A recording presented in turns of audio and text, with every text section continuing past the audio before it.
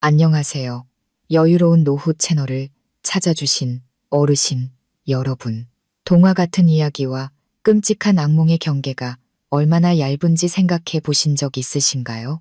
저는 지난 5년 동안 바로 그런 악몽 속에서 살았습니다. 5년 동안 온 마을의 손가락질을 받고 세상의 경멸을 견디며 친정에서조차 수치스러운 존재로 여겨졌습니다. 죄는 단 하나, 미혼모라는 것이었습니다. 그러던 어느 평범한 저녁, 제 아들이 막 5살이 되던 날이었습니다. 갑자기 어디선가 나타난 검은색 고급 세단 여러 대가 울퉁불퉁한 시골길에 길게 늘어섰습니다. 선두에 있던 차의 문이 열리고 말끔한 정장을 입은 한 남자가 내리더니 제 아들에게 다가왔습니다. 그리고 저와 주위 모든 사람들이 경악하는 가운데 그는 아들 앞에 한쪽 무릎을 꿇고 공손하게 고개를 숙였습니다.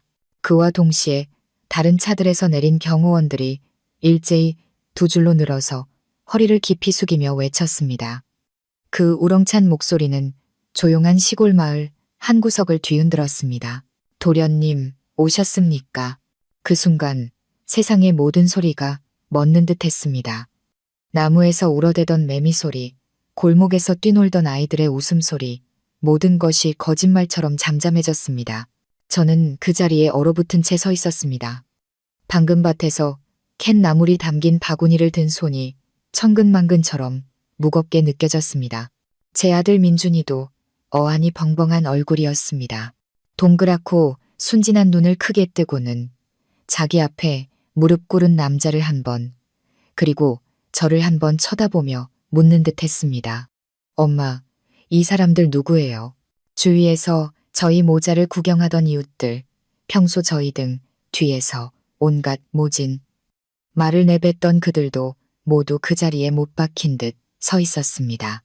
언제나 경멸과 호기심으로 가득 차 있던 그들의 눈에는 이제 놀라움과 볼심만이 가득했습니다. 그들은 길게 늘어선 고급 세단과 정체불명의 검은 정장 사내들, 그리고 남루한 옷에 흙투성이 맨발인 제 아들, 그들이 늘 애비 없는 자식이라 부르던 민준이를 번갈아 쳐다볼 뿐이었습니다.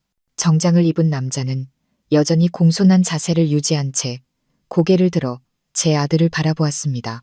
그 눈빛은 기쁨과 감격, 그리고 죄책감이 뒤섞인 말로는 형용할 수 없는 복잡한 감정을 담고 있었습니다. 도련님, 드디어 찾았습니다. 그는 낮고 부드러웠지만 떨리는 목소리로 말했습니다. 저는 아들 앞에서 불과 몇 걸음 떨어져 있었지만 마치 보이지 않는 깊은 절벽이 우리 사이를 가로막는 듯한 기분이었습니다. 머릿속이 하얘졌습니다. 도련님이라니, 내 아들을 도련님이라고 부르다니 대체 이게 무슨 상황일까요? 지난 5년간 저는 과거를 묻어버리려 애썼습니다.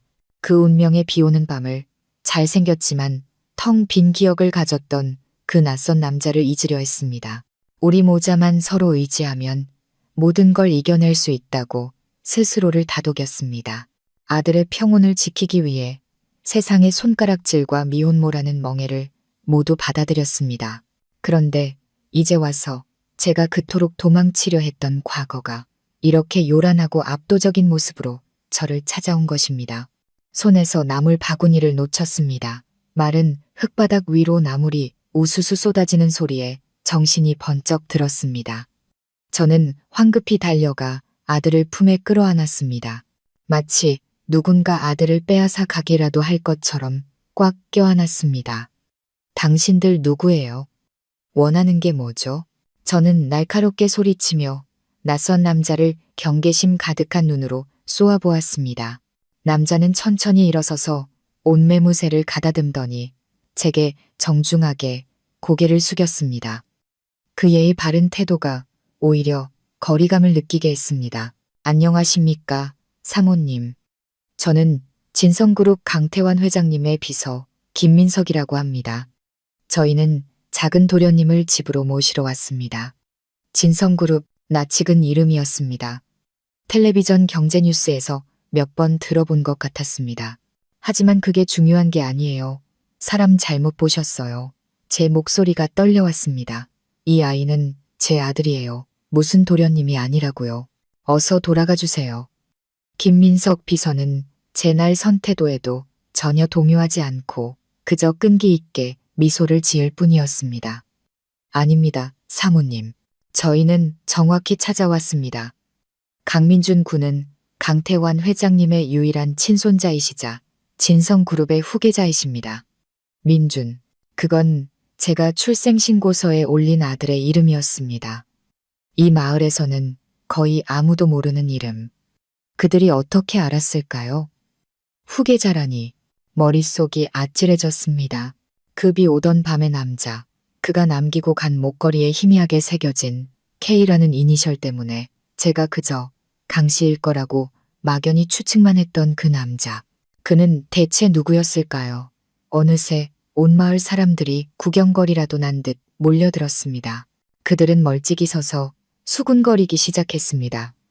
세상에, 하은이 아들이 진짜 부잣집 도련님이었어? 저 차들 좀 봐. 수십억은 좋게 되겠네. 쯧쯧. 우린 그것도 모르고 여태껏 미혼모라고 욕했는데 사람 일은 정말 모르는 거라니까. 그들의 말에는 예전 같은 악의는 없었지만 오히려 제 마음은 만 배는 더 쓰라렸습니다. 그들 눈에 한 사람의 인격, 한 어머니의 명예가 돈과 권력 앞에서 이렇게 쉽게 뒤바뀔 수 있는 것이었을까요? 지난 5년, 저는 그들의 독설 속에서 지옥 같은 시간을 보냈습니다. 이제 그 악몽이 끝나는가 싶었지만 또 다른 문이 열리고 있었습니다. 제가 전혀 알지 못하는 새로운 세계, 그 문 뒤에서 무엇이 우리 모자를 기다리고 있을지 아무것도 예측할 수 없었습니다. 어르신 여러분, 바로 이 순간이 우리 모자의 운명을 송두리째 바꿔놓았습니다. 5년간 깊이 묻혀있던 충격적인 진실이 곧 세상에 드러나려 하고 있었습니다. 그 비 오던 밤의 남자는 정말 누구였을까요? 그는 왜 사라졌을까요? 그리고 앞으로 우리 모자의 삶은 행복한 동화가 될까요? 아니면 황금 세장 속에 갇히는 또 다른 비극이 될까요? 그 답이 궁금하시다면, 그리고 아들의 명예와 진실을 찾아 나서는 제 여정에 함께하고 싶으시다면 채널 구독과 좋아요, 그리고 영상 공유를 잊지 말아 주십시오. 이야기 다음 편에서 다시 뵙겠습니다. 어르신 여러분, 제가 검은 정장을 입은 남자들과 마을 사람들의 호기심 어린 시선에 둘러싸여 어린 아들을 품에 꼭 껴안고 서 있을 때 제 머릿속은 온통 혼란스러웠습니다. 지난 5년간의 치욕스러웠던 세월이 마치 느린 필름처럼 너무나도 선명해서 가슴 아플 정도로 눈앞을 스쳐 지나갔습니다. 5년, 많은 이들에게는 기쁨과 성장, 그리고 성취의 시간이었을 겁니다. 하지만 제게 그 5년은 지상에 있는 지옥이었고 눈물과 모진 비난, 그리고 지독한 외로움으로 가득 찬 나날이었습니다. 모든 것은 5년여 전 어느 가을 아침에 시작되었습니다. 의대 마지막 학년을 앞둔 제가 두 줄이 선명하게 그어진 임신 테스트기를 손에 들고 벌벌 떨던 그날, 하늘이 무너져 내리는 것 같았습니다. 제가 임신을 했습니다. 마을에서 가장 착하고 공부 잘하는 딸, 온 가족의 자랑이었던 저, 박하은이 아버지도 누군지 확실치 않은 아이를 가졌다는 사실 앞에서요. 저는 애써 마음을 진정시키고 기억을 더듬었습니다. 그러자 그 운명적인 비 오는 밤의 기억이 떠올랐습니다. 달콤하면서도 씁쓸했던 기억, 낯선 남자, 예기치 못한 사고, 하룻밤의 연민, 그리고 잊을 수 없는 밤. 하지만 그 밤 이후 그는 마치 존재하지 않았던 사람처럼 사라져버렸습니다. 그저 꿈이었을 거라고 스스로를 위로했지만 제 뱃속에서 자라나는 생명은 그 무엇으로도 부정할 수 없는 증거였습니다. 저는 극심한 공포에 휩싸였습니다. 무엇을 해야 할지, 가족과 미래를 어떻게 마주해야 할지 막막했습니다. 그리고 최악의 순간은 제가 용기를 내어 부모님께 모든 것을 털어놓았을 때 찾아왔습니다.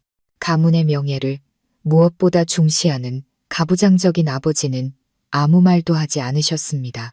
그저 조용히 방에 들어가시더니 옷까지 몇 개가 든 보따리를 제게 던지셨습니다. 나가거라. 아버지의 목소리는 얼음장처럼 차가웠습니다. 이 집안에 너 같은 딸은 없다. 앞으로 2번 다시 이 집에 발들일 생각 마라. 어머니는 옆에서 목 놓아 우셨지만 아버지의 불호령에 감히 저를 붙잡지 못하셨습니다. 그저 무력하고 고통스러운 눈빛으로 저를 바라볼 뿐이었습니다. 20년 넘게 저를 지켜주었던 집의 대문은 제 눈앞에서 굳게 닫혔고 어머니를 고통 속에 남겨둔 채 저는 거친 세상으로 내던져졌습니다. 가족에게 버림받고 임신한 몸으로 저는 의대 마지막 학년과 의사의 꿈을 모두 포기해야만 했습니다. 마을 변두리에 허름한 단칸방을 얻어 이름 없는 미혼모로서의 삶을 시작했습니다. 그리고 그때부터 저는 세상 사람들의 혀가 얼마나 잔인할 수 있는지 뼈저리게 느끼기 시작했습니다. 하은이가 애를 가졌다는 소문은 바람보다 빠르게 온 마을에 퍼져나갔습니다. 제가 길을 나설 때마다 사람들의 힐끔거리는 시선과 등 뒤에서 수군거리는 소리를 견뎌야 했습니다. 저기 봐, 하은이네. 예쁘고 공부 잘하더니만 행실이 저랬구먼. 대체 누구랑 눈이 맞아서 저 꼴이 됐을까? 쯧쯧, 집안 망신 다 시키네. 예전에는 저를 칭찬하기 바빴던 마을 아주머니들이 이제는 가장 악독한 말을 퍼붓는 사람들이 되었습니다. 그들은 저를 전염병 환자처럼 대했고 자식들이 저와 어울리지 못하게 했으며 길에서 마주치면 입을 삐죽이며 고개를 돌렸습니다. 아이들은 순수하지만 때로는 무심해서 더 잔인했습니다. 아이들은 제 뒤를 따라다니며 돌멩이를 던지고 노래를 불렀습니다. 하은이 아줌마 애비 없는 애 낳았대요. 그들의 말 한마디, 행동 하나하나가 피 흘리는 제 심장을 도려내는 것 같았습니다. 추운 단칸방에서 홀로 배를 어루만지며 밤새 울었던 적이 한두 번이 아니었습니다. 모든 것을 끝내고 싶다는 생각도 했습니다. 하지만 뱃속에서 아이가 부드럽게 발길질을 할 때마다 차마 그럴 수 없었습니다. 이 아이는 제 아이고 아무 죄가 없습니다. 온 세상이 내게 등을 돌린다 해도 나는 살아야 했습니다. 이 아이를 지키기 위해 강해져야 했습니다. 민준이가 태어나던 날 군립병원 분만실에는 저 혼자뿐이었습니다. 간호사가 핏덩이 같은 작고 소중한 생명을 제 품에 안겨주었을 때 저는 눈물을 터뜨렸습니다. 하지만 그 눈물은 서러움의 눈물이 아니었습니다. 막 삭튼 성스러운 모성애와 행복의 눈물이었습니다. 저는 제 자신에게 약속했습니다. 이 아이에게 세상 가장 좋은 것들을 주겠노라고. 5년 동안 저는 닥치는 대로 일하며 돈을 벌었습니다. 모내기부터 밭일, 밤새도록 하는 바느질 부업까지 펜만 잡던 제 손은 어느새 굳은 살이 박여 거칠어졌습니다. 하지만 아들의 웃는 얼굴을 볼 때마다 건강하고 총명하게 자라는 모습을 볼 때마다 모든 피로가 눈 녹듯 사라졌습니다. 제 아들 민준이는 속이 깊어서 더 마음이 아팠습니다. 단 한 번도 비싼 장난감을 사달라고 조른 적이 없었습니다. 집이 가난하다는 것을 알기에 그저 나뭇가지와 조약돌을 가지고 조용히 놀았습니다. 제가 울고 있으면 아들은 쪼르르 달려와 작은 손으로 제 눈물을 닦아주며 말했습니다. 엄마, 울지 마. 민준이가 엄마 옆에 있잖아. 그럴 때마다 저는 세상에서 가장 부유한 여자가 된 기분이었습니다. 하지만 삶은 늘 평온하지만은 않았습니다. 비난과 멸시는 그림자처럼 우리 모자를 따라다녔습니다. 민준이가 어린이집에 다니기 시작하자 친구들에게 아빠 없는 애라고 놀림을 받기 일쑤였습니다. 하루는 옷이 흙투성이가 되고 얼굴에 상처를 입은 채 집에 돌아왔습니다. 제가 캐묻자 아들은 울먹이며 친구들이 엄마를 나쁜 여자라고 놀려서 싸웠다고 말했습니다. 심장이 멎는 것 같았습니다. 제가 아무리 아들을 감싸려 해도 세상의 잔인함으로부터 온전히 지켜줄 수는 없었습니다. 5년 동안 저는 그렇게 살았습니다. 내일도 미래도 없이 그저 모자가 서로에게 기댄 채 하루하루를 버텨냈습니다. 과거를 잊으려 했습니다. 제게 이 생명을 남기고 떠난 그 남자를 잊으려 했습니다. 그저 평범한 삶을 바랐을 뿐입니다. 하지만 그 과거가 제가 가장 예상치 못한 날에 이렇게 저를 찾아올 줄은 꿈에도 몰랐습니다. 어르신 여러분이 이 상황을 더 잘 이해하시려면 제 인생을 송두리째 바꿔놓은 그 운명의 비 오는 밤에 대해 더 자세히 말씀드려야 할 것 같습니다. 때는 약 6년 전 늦어른 밤, 제가 군립병원에서 실습 중이던 의대생 시절이었습니다. 길고 피곤한 당직을 마치고 자취방으로 자전거를 타고 가던 길이었습니다. 갑자기 하늘에 구멍이라도 뚫린 듯 비가 쏟아지고 천둥 번개가 내리쳤습니다. 원래도 울퉁불퉁했던 시골길은 순식간에 진흙탕으로 변했습니다. 대나무 숲 뒤에 굽은 길을 힘겹게 지나던 그때 제 자전거 불빛에 끔찍한 광경이 비쳤습니다. 검은색 대형 오토바이가 길가에 쓰러져 있었고 그 옆에는 한 남자가 머리에서 피를 흘린 채 미동도 없이 누워 있었습니다. 의대생의 본능이 저를 움직였습니다. 저는 자전거를 내던지고 그 남자에게 달려갔습니다. 그는 저보다 몇 살 많아 보이지 않는 젊은 남자였습니다. 얼굴이 흙과 피로 얼룩져 있었지만 높은 콧대와 짙은 눈썹을 가진 아주 잘생긴 얼굴이라는 것을 알 수 있었습니다. 그는 오토바이 여행객들이 입는 가죽 옷을 입고 있었는데 거칠면서도 남성적인 분위기를 풍겼습니다. 저는 급히 맥박과 호흡을 확인했습니다. 아직 숨은 붙어 있었지만 의식을 잃었고 머리에 충격이 있는 듯 했습니다. 즉시 응급처치를 하지 않으면 위험할 수 있다는 것을 알았습니다. 하지만 이 비바람치는 텅 빈 시골길에서 어떻게 그를 병원으로 데려갈 수 있을까요? 저는 망설일 틈도 없이 작은 체구에 온 힘을 다해 그를 부축해 일으켰습니다. 다행히 그는 생각보다 무겁지 않았습니다. 저는 쏟아지는 비를 맞으며 한 걸음 한 걸음 그를 부축해 멀지 않은 제 작은 자취방으로 향했습니다. 방에 도착하자마자 저는 그를 제 유일한 침대에 눕혔습니다. 학교에서 배운 의학 지식을 총동원해 그의 상처를 소독하고 이마에 찢어진 부분을 붕대로 감았습니다. 흠뻑 젖은 그의 가죽옷을 벗기고 몸을 닦아준 뒤 이불을 덮어주었습니다. 그날 밤 저는 뜬 눈으로 밤을 새웠습니다. 그의 곁에 앉아 틈틈이 체온을 재고 물수건을 갈아주었습니다. 다음 날 아침 창틈으로 첫 햇살이 비칠 무렵 그가 깨어났습니다. 그는 멍한 눈으로 저를 바라보았습니다. 누구세요? 여긴 어디죠? 그는 희미한 목소리로 물었습니다.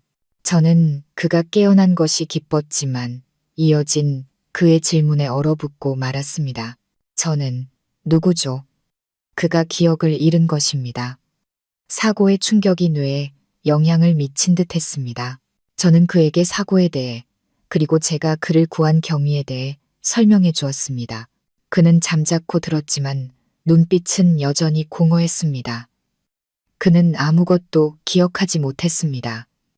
자신의 이름도 집 주소도 왜 이곳에 있었는지도 신분증은 아마 사고 때 잃어버린 듯 했습니다. 그에게 남은 유일한 소지품은 은으로 된 목걸이뿐이었는데 펜던트에는 K라는 이니셜이 정교하게 새겨져 있었습니다. 저는 혹시 이름이 강훈이나 기현 같은 것이냐고 물었지만 그는 그저 고개를 저을 뿐이었습니다. 그 후 며칠 동안 그는 제 자취방에 머물며 몸을 추슬렀습니다. 경찰에 신고할까도 생각했지만 겁에 질린 그의 순진한 얼굴을 보니 차마 그럴 수가 없었습니다. 일단 몸이 회복되면 그때 생각하자고 마음먹었습니다. 저는 목걸이에 이니셜을 따서 그를 K씨라고 불렀습니다. 그는 반대하지 않았습니다. 그 시간은 비록 짧았지만 이상할 정도로 맑고 평화로운 나날이었습니다. K씨는 말이 없고 온화했지만 무척 따뜻한 사람이었습니다. 기억을 잃었어도 생활력은 남아 있었습니다.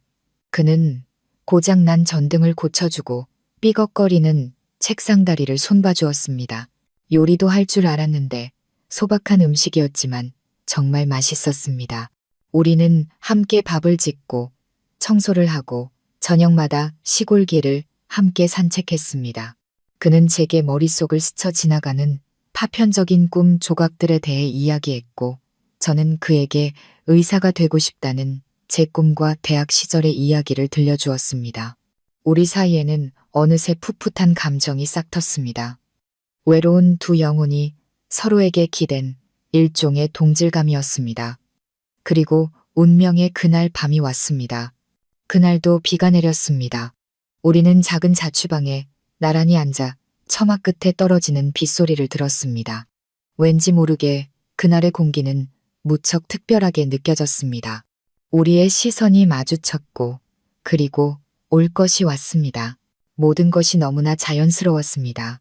그것은 젊음의 충동적인 실수가 아니라 기댈 곳이 필요했던 두 영혼의 이끌림이었습니다.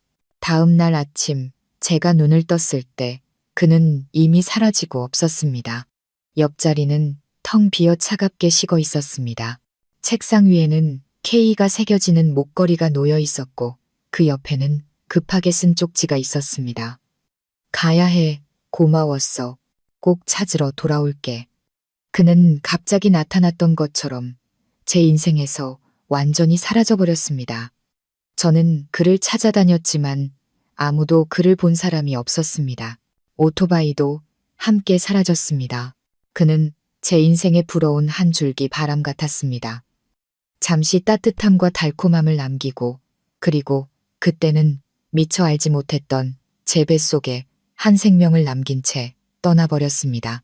저는 그 목걸이를 마치 실제하지 않았던 꿈의 기념품처럼 깊숙이 보관했습니다.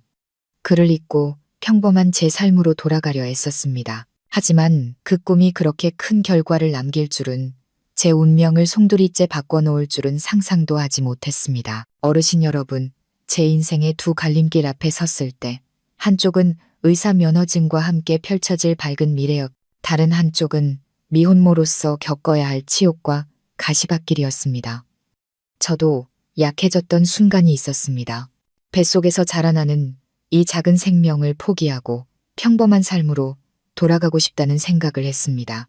세상의 경멸 어린 시선 없이 당당하게 걷고 싶었습니다. 그것이 훨씬 쉬운 선택이었습니다. 아이를 지키기로 마음먹었을 때 제가 걸어야 할 자갈밭길에 비하면 그 길은 장미꽃이 깔린 길이었습니다. 저는 많이 울었고 스스로를 자책하며 괴로워했습니다. 바람처럼 왔다 가버린 그 남자를, 제게 너무나 큰 짐을 지운 그를 원망했습니다. 제게 이런 가혹한 상황을 안겨준 운명을 탓했습니다. 그러던 어느 날 저녁, 자취방에 홀로 앉아 절망과 혼란에 빠져 있을 때 저는 문득 기적 같은 것을 느꼈습니다. 뱃속에서 무언가 가볍게 툭 치는 느낌, 그리고 또 한 번 아이의 존재를 그렇게 선명하게 느낀 것은 처음이었습니다. 그것은 더 이상 보이지 않는 핏덩이가 아니었습니다. 꼬물거리며 매일 자라나는 작은 생명이었고 그 무엇으로도 끊을 수 없는 성스러운 끈으로 저와 연결되어 있었습니다. 그 순간 제 마음속의 모든 부정적인 생각과 두려움이 눈 녹듯 사라졌습니다. 저는 배를 감싸 안으며 처음으로 진심 어린 미소를 지었습니다. 이것은 짐이 아니라 하늘이 제게 주신 선물이라는 것을 깨달았습니다. 아이 아빠가 누구든, 그가 어디로 갔든 이 아이는 제 아이고 제 살점의 일부였습니다. 그 순간부터 저는 훗날 단 한 번도 후회하지 않을 결정을 내렸습니다. 저는 이 아이를 지킬 것입니다. 제 모든 사랑을 다해 낳고 기를 것입니다. 온 세상이 제게 등을 돌리고 어떤 폭풍우가 몰아쳐도 저는 절대로 제 아이를 포기하지 않을 것입니다. 그 결심은 제게 이전에는 상상도 못했던 엄청난 힘을 주었습니다. 눈물 많던 약한 소녀를 강인하고 용감한 어머니로 바꾸어 놓았습니다. 세상 사람들의 말은 더 이상 신경 쓰지 않았습니다. 경멸의 눈빛은 못 본 척했습니다. 가족의 외면은 고통스러웠지만 받아들였습니다. 이제 저는 제 자신만을 위해 사는 것이 아니었기 때문입니다. 저는 저의 보살핌이 필요한 작은 생명을 위해 살았습니다. 아들을 향한 사랑은 제 인생의 가장 어두운 시기를 밝혀주는 등불이었습니다. 고된 하루 일과를 마치고 지쳐 쓰러질 것 같을 때도 아들의 웃음소리를 듣고 엄마라고 옹알이하는 목소리를 들으면 모든 피로가 사라졌습니다. 세상의 멸시에 서러워 무너지고 싶을 때면 아들을 품에 안고 아이의 머리에서 나는 젖내음을 맡았습니다. 그러면 다시 일어서서 나아갈 힘을 얻었습니다. 제 아들 민준이는 제게 아들 그 이상이었습니다. 친구였고 원동력이었고 유일한 삶의 이유였습니다. 모성애가 얼마나 강한 무기가 될 수 있는지, 한 여성이 모든 역경을 이겨내게 할 수 있는지 증명해주는 존재였습니다. 지난 5년, 저는 많은 것을 희생했습니다. 꿈과 미래, 그리고 한 여성으로서의 명예까지 포기해야 했습니다. 하지만 그 대가로 저는 세상 무엇보다 값진 것을 얻었습니다. 바로 한 아이의 조건 없는 사랑이었습니다. 아들은 제게 희생과 용서, 그리고 진정한 행복이 무엇인지 가르쳐 주었습니다. 행복은 곁에 남자가 있는 것도 부유한 삶을 사는 것도 아니었습니다. 사랑하고 또 그를 위해 싸울 누군가가 있을 때 비로소 얻어지는 것이었습니다. 그 남자가 남긴 핏줄은 처음에는 비극인 줄 알았지만 알고 보니 무한한 힘의 원천이었습니다. 그것은 제게 아들뿐만 아니라 더 강하고 단단해진 저 자신이라는 새로운 삶을 선물했습니다. 그리고 이제 과거가 저를 찾아오고 저 막강한 권력을 가진 사람들이 나타났을 때 저는 더 이상 두렵지 않았습니다. 저는 혼자가 아니니까요. 제게는 아들이 있으니까요. 그리고 아들을 위해서라면 저는 어떤 시련과도 맞설 준비가 되어 있었습니다. 다시 냉혹한 현실로 돌아와서 제가 아들을 보호하듯 품에 꼭 껴안고 대기업 회장의 비서라는 남자와 마주섰을 때 제 머릿속은 여전히 혼란스러웠습니다.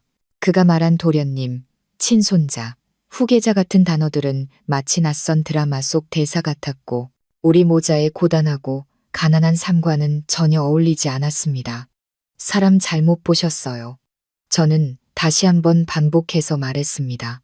목소리는 이미 떨리고 있었습니다. 제 아들은 그냥 평범한 아이예요. 당신들이 찾는 사람이 아니라고요. 제발 그냥 가주세요. 우리 모자 좀 내버려 두세요. 저는 아들의 손을 잡고 집으로 들어가 이 믿을 수 없는 현실로부터 도망치기 위해 문을 굳게 닫아버리려고 했습니다. 하지만 김민석이라는 남자가 한 발 빨랐습니다. 그는 다가오지는 않고 존중의 거리를 유지했지만 그의 목소리는 또렷하고 힘이 있어 제 발걸음을 멈추게 했습니다. 박하은 사모님, 저희는 틀림없이 찾아왔습니다. 저희는 지난 5년간 사모님과 작은 도련님을 찾아다녔습니다. 저희에게는 부정할 수 없는 증거가 있습니다. 증거요? 저는 의심 가득한 눈으로 그를 돌아보았습니다. 김 비서가 경호원에게 신호를 보내자 그가 즉시 차문을 열고 검은 서류 가방을 꺼내 공손히 건넸습니다. 김 비서는 가방을 열어 파란색 표지에 서류철을 꺼냈습니다. 사모님, 이것은 유전자 검사 결과 보고서입니다. 그가 말했습니다. 5년 전 저희 도련님, 즉 강훈 도련님께서 사고 후 발견되셨을 때 기억 상실증을 앓고 계셨지만 가끔 시골 마을의 한 아가씨가 자신을 구해줬다는 파편적인 기억을 떠올리곤 하셨습니다. 회장님께서 사람을 시켜 조사를 했고 사모님을 찾아냈습니다. 그리고 확실히 하기 위해 저희는 지난주 이곳 어린이집에서 자선 행사를 열었고 그 과정에서 조용히 작은 도련님의 머리카락 샘플을 채취해 유전자 검사를 의뢰했습니다. 그는 서류를 펼쳐 복잡한 숫자와 그래프를 가리켰습니다. 결과에 따르면 강민준 군과 강훈 도련님의 DNA는 99.99% 일치합니다. 이 아이는 도련님의 친아들이자 강태환 회장님의 친손자가 확실합니다. 그의 말 한마디 한마디가 망치처럼 제 머리를 내리쳤습니다. 유전자 검사, 출생 기록, 모든 것이 너무나 치밀하게 조사되어 제가 부인할 틈조차 없었습니다. 알고 보니 제 아이가 태어날 때부터 그 운명은 제가 알지도 못하는 막강한 사람들에 의해 정해져 있었던 것입니다. 그래서 뭐요? 저는 목소리가 떨리지 않도록 애썼습니다. 이 아이가 누구의 아들이든 제 아들입니다. 저 혼자 5년 동안 키웠어요. 당신들 인정 따위 필요 없어요. 알고 있습니다. 사모님, 김비서의 목소리가 갑자기 부드러워졌습니다. 거기에는 일종의 연민이 섞여 있었습니다. 사모님께서 많은 고생과 억울함을 겪으셨다는 것 잘 알고 있습니다. 회장님과 저희 가족 모두 그 점에 대해 무한히 감사하고 또 죄송하게 생각하고 있습니다. 그래서 저희가 오늘 여기 온 것입니다. 저희는 도련님을 빼앗으러 온 것이 아닙니다. 사모님과 도련님을 집으로 두 분이 마땅히 계셔야 할 곳으로 모시러 왔습니다. 그는 잠시 말을 멈췄다가 말을 이었습니다. 저희 회장님이신 강태환 회장님께서 사모님과 손주를 애타게 뵙고 싶어 하십니다. 지금 댁에서 두 분을 기다리고 계십니다. 부디 저희에게 지난 5년간의 잘못과 실수를 만회할 기회를 주십시오. 그의 말은 진심이었고 태도 역시 무척 겸손했지만 저는 왠지 모를 불안감을 느꼈습니다. 집이라니, 그 집은 어디일까요? 그리고 그 사람들은 정말 우리 모자에게 보상해주고 싶은 걸까요? 아니면 그저 그들의 핏줄인 손주만 데려가고 싶은 걸까요? 저는 아들을 내려다보았습니다.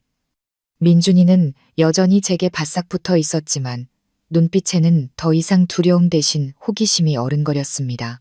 아이는 번쩍이는 고급 세단과 키 큰 아저씨들을 바라보고 있었습니다. 완전히 새로운 세계가 아이의 눈앞에 펼쳐지고 있었습니다. 저는 더 이상 도망칠 수 없다는 것을 알았습니다. 원하든 원치 않든 이 진실을 마주해야만 했습니다. 제 아들에게 당당한 이름을 찾아주기 위해 다시는 그 누구도 제 아들을 애비 없는 자식이라 부르지 못하게 하기 위해 그 남자의 가족과 마주해야 했습니다. 좋아요. 저는 깊은 숨을 내쉬며 아마도 제 인생에서 가장 무모한 결정을 내렸습니다. 당신들을 따라가겠어요. 하지만 조건이 있어요. 제 아들은 반드시 제 곁에 있어야 해요. 그리고 만약 당신들이 내 아들을 상처 입힐 생각을 조금이라도 한다면 절대 용서하지 않을 겁니다. 김 비서는 안도의 한숨을 내쉬었고 그의 얼굴이 환해졌습니다. 감사합니다. 사모님, 저희를 믿어주셔서 감사합니다. 어서 차에 타시죠. 바로 출발하겠습니다. 그가 손짓하자 가장 호화로운 차, 검은색 롤스로이스의 문이 경호원에 의해 열렸습니다. 저는 잠시 망설이다가 아들의 작은 손을 꽉 잡았습니다. 민준아, 무섭지 않아. 제가 속삭이자 아들은 고개를 저으며 눈을 반짝였습니다. 아니요, 엄마가 옆에 있잖아요. 하나도 안 무서워요. 아들의 말이 제게 힘을 더해 주었습니다. 저는 아들의 손을 잡고 고개를 든 채 차를 향해 걸어갔습니다. 온 마을 사람들의 놀란 시선과 수군거림을 등 뒤로 한 채 낯선 세계로의 여정, 예상치 못했던 만남이 공식적으로 시작되었습니다. 앞으로 무엇이 우리 모자를 기다릴지, 행복일지, 또 다른 비극일지 알 수 없었습니다. 하지만 저는 준비가 되어 있었습니다. 어르신 여러분, 제가 아들의 손을 꼭 잡고 몸을 숙여 롤스로이스 안으로 들어서는 순간 완전히 다른 세상이 제 눈앞에 펼쳐졌습니다. 묵직한 차문이 철컥하는 부드러운 소리와 함께 닫혔습니다. 그 소리는 마치 우리 모자를 저 밖에 시끄럽고 먼지 나는 가난한 시골 마을로부터 완전히 단절시키는 것 같았습니다. 차 안은 거의 완벽한 정적이 흘렀습니다. 개 짖는 소리, 닭 우는 소리, 사람들의 수군거림 대신 거의 들리지 않는 부드러운 엔진 소리와 은은한 고급 가죽 냄새만이 공기를 채웠습니다. 제 아들 민준이는 난생 처음 타보는 자동차, 그것도 이렇게 호화로운 차에 타자 호기심과 흥분을 감추지 못했습니다. 아이는 눈을 동그랗게 뜨고 부드러운 가죽 시트를 만져보기도 하고 차가운 유리창에 뺨을 대보기도 하며 점점 멀어지는 익숙한 시골 풍경을 바라보았습니다. 저는 아들을 품에 안고 있었지만 마음은 복잡하기만 했습니다. 차는 국도를 따라 미끄러지듯 달렸습니다. 논과 밭, 초가집들을 뒤로하고 지난 5년간 발도 들여놓지 못했던 번화한 도시를 향해 나아갔습니다. 갈수록 높은 빌딩들이 나타나고 화려한 네온사인이 밤하늘을 밝히기 시작했습니다. 이곳은 원래 제가 속해 있어야 할 세계, 미래의 여의사가 되었을 저의 세계였습니다. 하지만 운명은 저를 다른 길로, 훨씬 더 어둡고 험난한 길로 이끌었습니다. 그리고 이제 다시 그 운명이 저를 끌어당기고 있었습니다. 하지만 가난한 학생이 아닌 한 재벌가의 후계자인 도련님의 어머니라는 자격으로 이 기막힌 아이러니에 저는 씁쓸한 미소를 지을 수밖에 없었습니다. 김민석 비서는 앞좌석에 앉아 우리 모자의 침묵을 방해하지 않으려는 듯 조용히 있었습니다. 그는 가끔 백미러로 민준이를 쳐다보았는데 그 눈빛에는 형언할 수 없는 애정이 담겨 있었습니다. 약 2시간을 달려 차는 서울 외곽에 위치한 한적하고 고급스러운 주택단지로 접어들었습니다. 입구부터 제복을 입은 경비원들이 삼엄하게 지키고 있었습니다. 김 비서의 차를 알아본 그들은 즉시 고개를 숙여 인사하고 공손하게 차단기를 열었습니다. 주택단지 안은 완전히 다른 세상이었습니다. 깨끗하게 포장된 도로, 양옆으로는 잘 가꾸어진 가로수들이 늘어서 있었고 넓은 정원, 뒤로는 웅장하고 화려한 저택들이 자리 잡고 있었습니다. 각기 다른 건축, 양식이었지만 모두 부와 권력을 과시하는 듯 했습니다. 마침내 차는 단지 가장 중심에 위치한 가장 큰 저택 앞에 멈춰 섰습니다. 그것은 집이라기보다는 차라리 작은 성이라고 부르는 것이 더 어울렸습니다.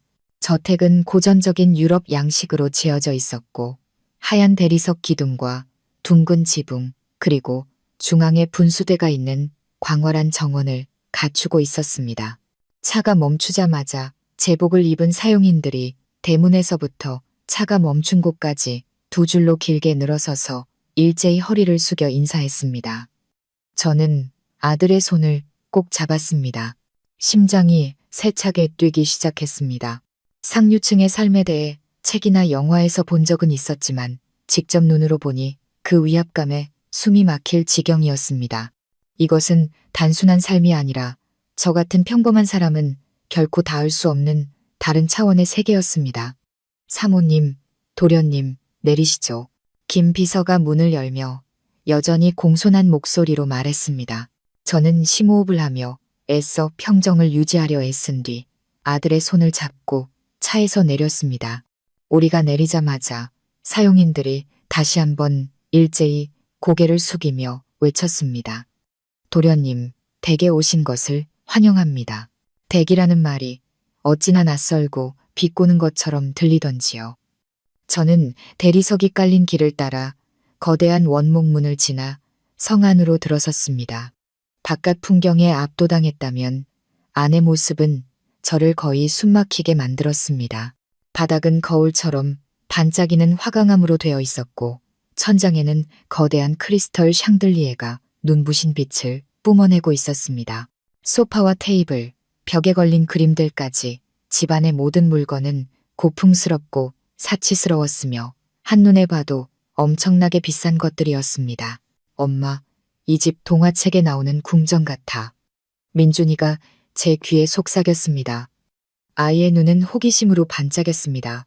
저는 그저 아들의 손을 더 꽉 쥘 뿐 아무 대답도 할 수 없었습니다. 이 화려한 공간 속에서 낡고 흙 묻은 옷을 입은 우리 모자는 너무나도 이질적이고 초라하게 느껴졌습니다.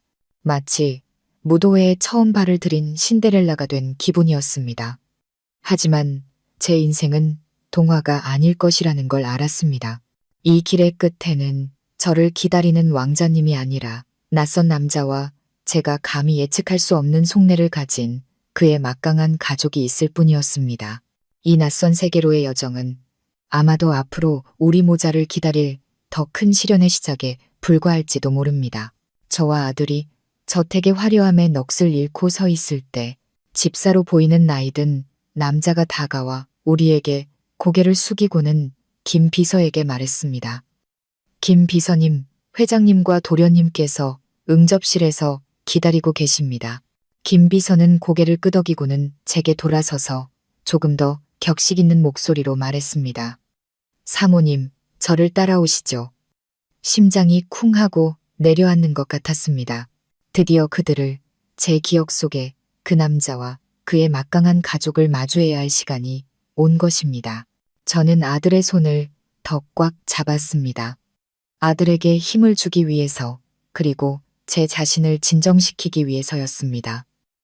우리는 긴 복도를 지나 정교한 조각이 새겨진 커다란 이중문 앞에 섰습니다.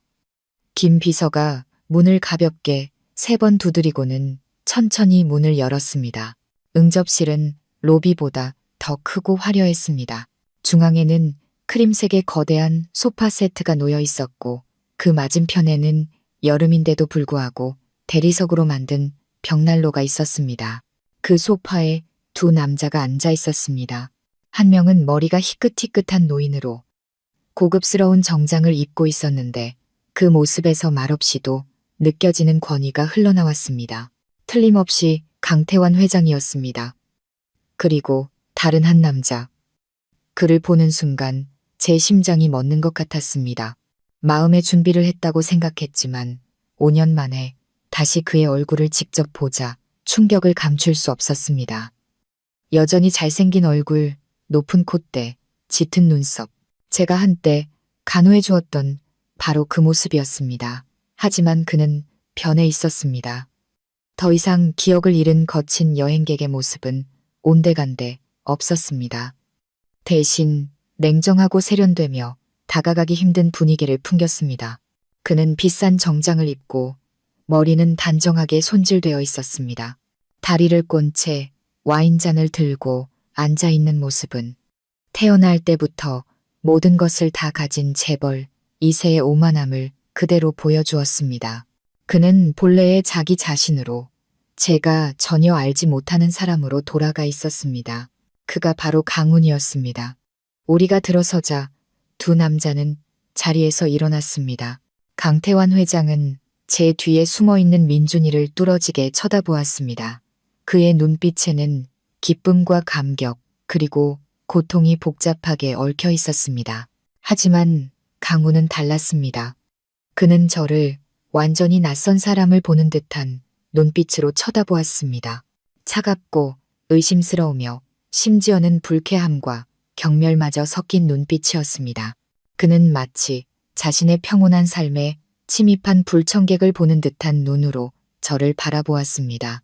조금의 알아봄도, 옛 인연에 대한 한 조각의 감정도 없어 보였습니다. 심장이 쥐어짜이는 듯한 고통이 밀려왔습니다.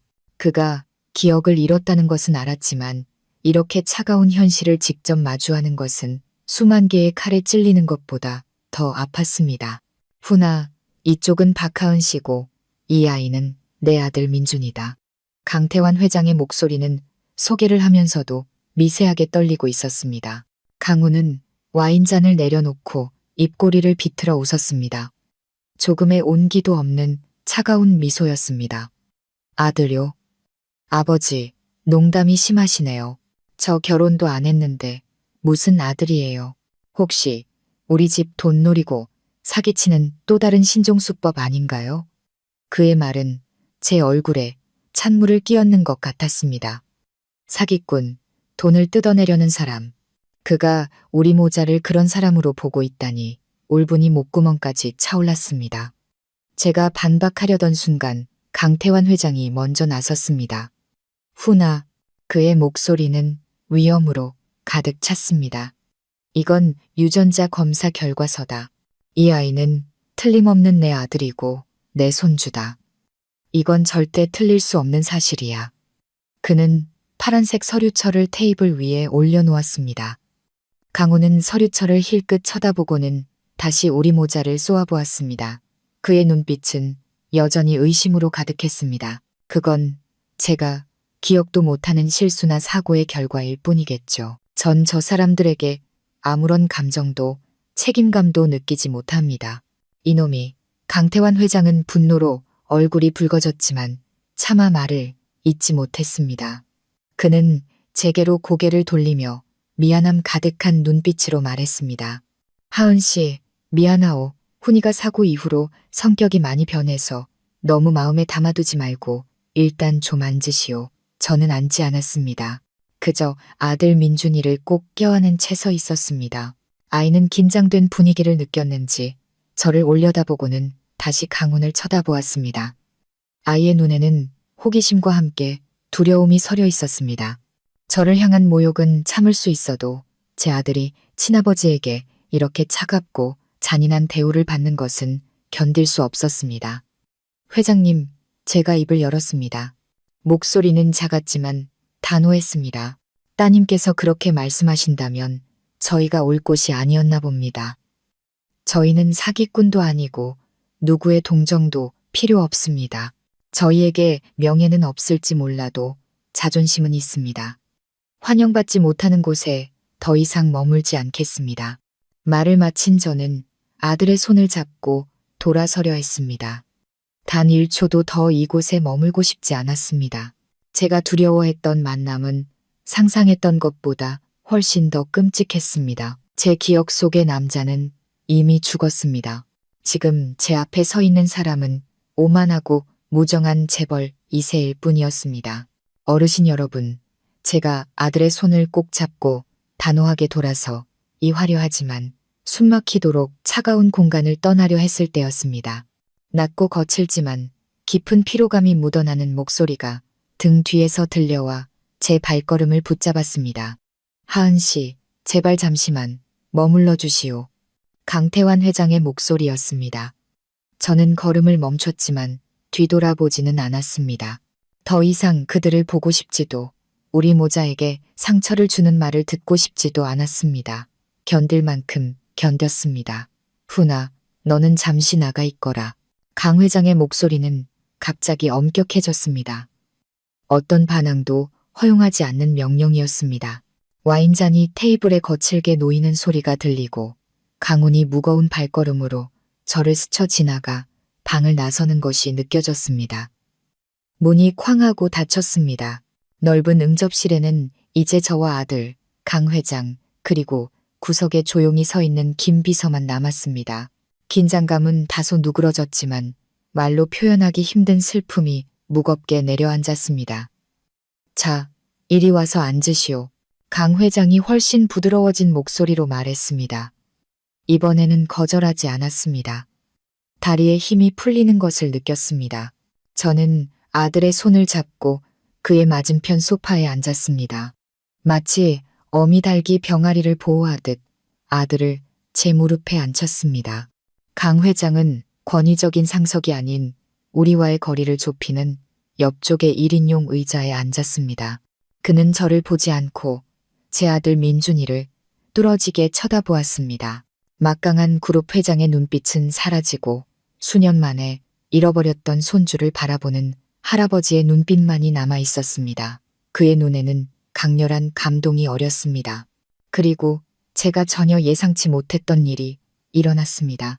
권력자의 눈가가 붉어지더니 세월과 근심으로 깊게 팬 주름을 따라 두 줄기 눈물이 흘러내렸습니다. 한아버지이자 할아버지의 눈물이었습니다. 똑 닮았어. 훈이 어릴 때랑 똑같이 생겼구나. 그는 목이 맨 목소리로 속삭였습니다. 저 눈도 저 콧대도 5년이야. 5년 만에 내 손주를 다시 보는구나. 그는 떨리는 손을 제 아들에게 뻗었지만 차마 만지지는 못했습니다. 민준이는 더 이상 두려워하지 않았습니다. 아이는 자기 앞에서 우는 노인을 호기심과 연민이 섞인 눈으로 바라보았습니다. 아이는 제 무릎에서 살며시 내려와 강 회장 앞으로 다가갔습니다. 그리고 작은 손을 내밀었습니다. 손바닥 안에는 제가 아까 사주었던 새콤한 사탕이 하나 놓여 있었습니다. 할아버지, 울지 마세요.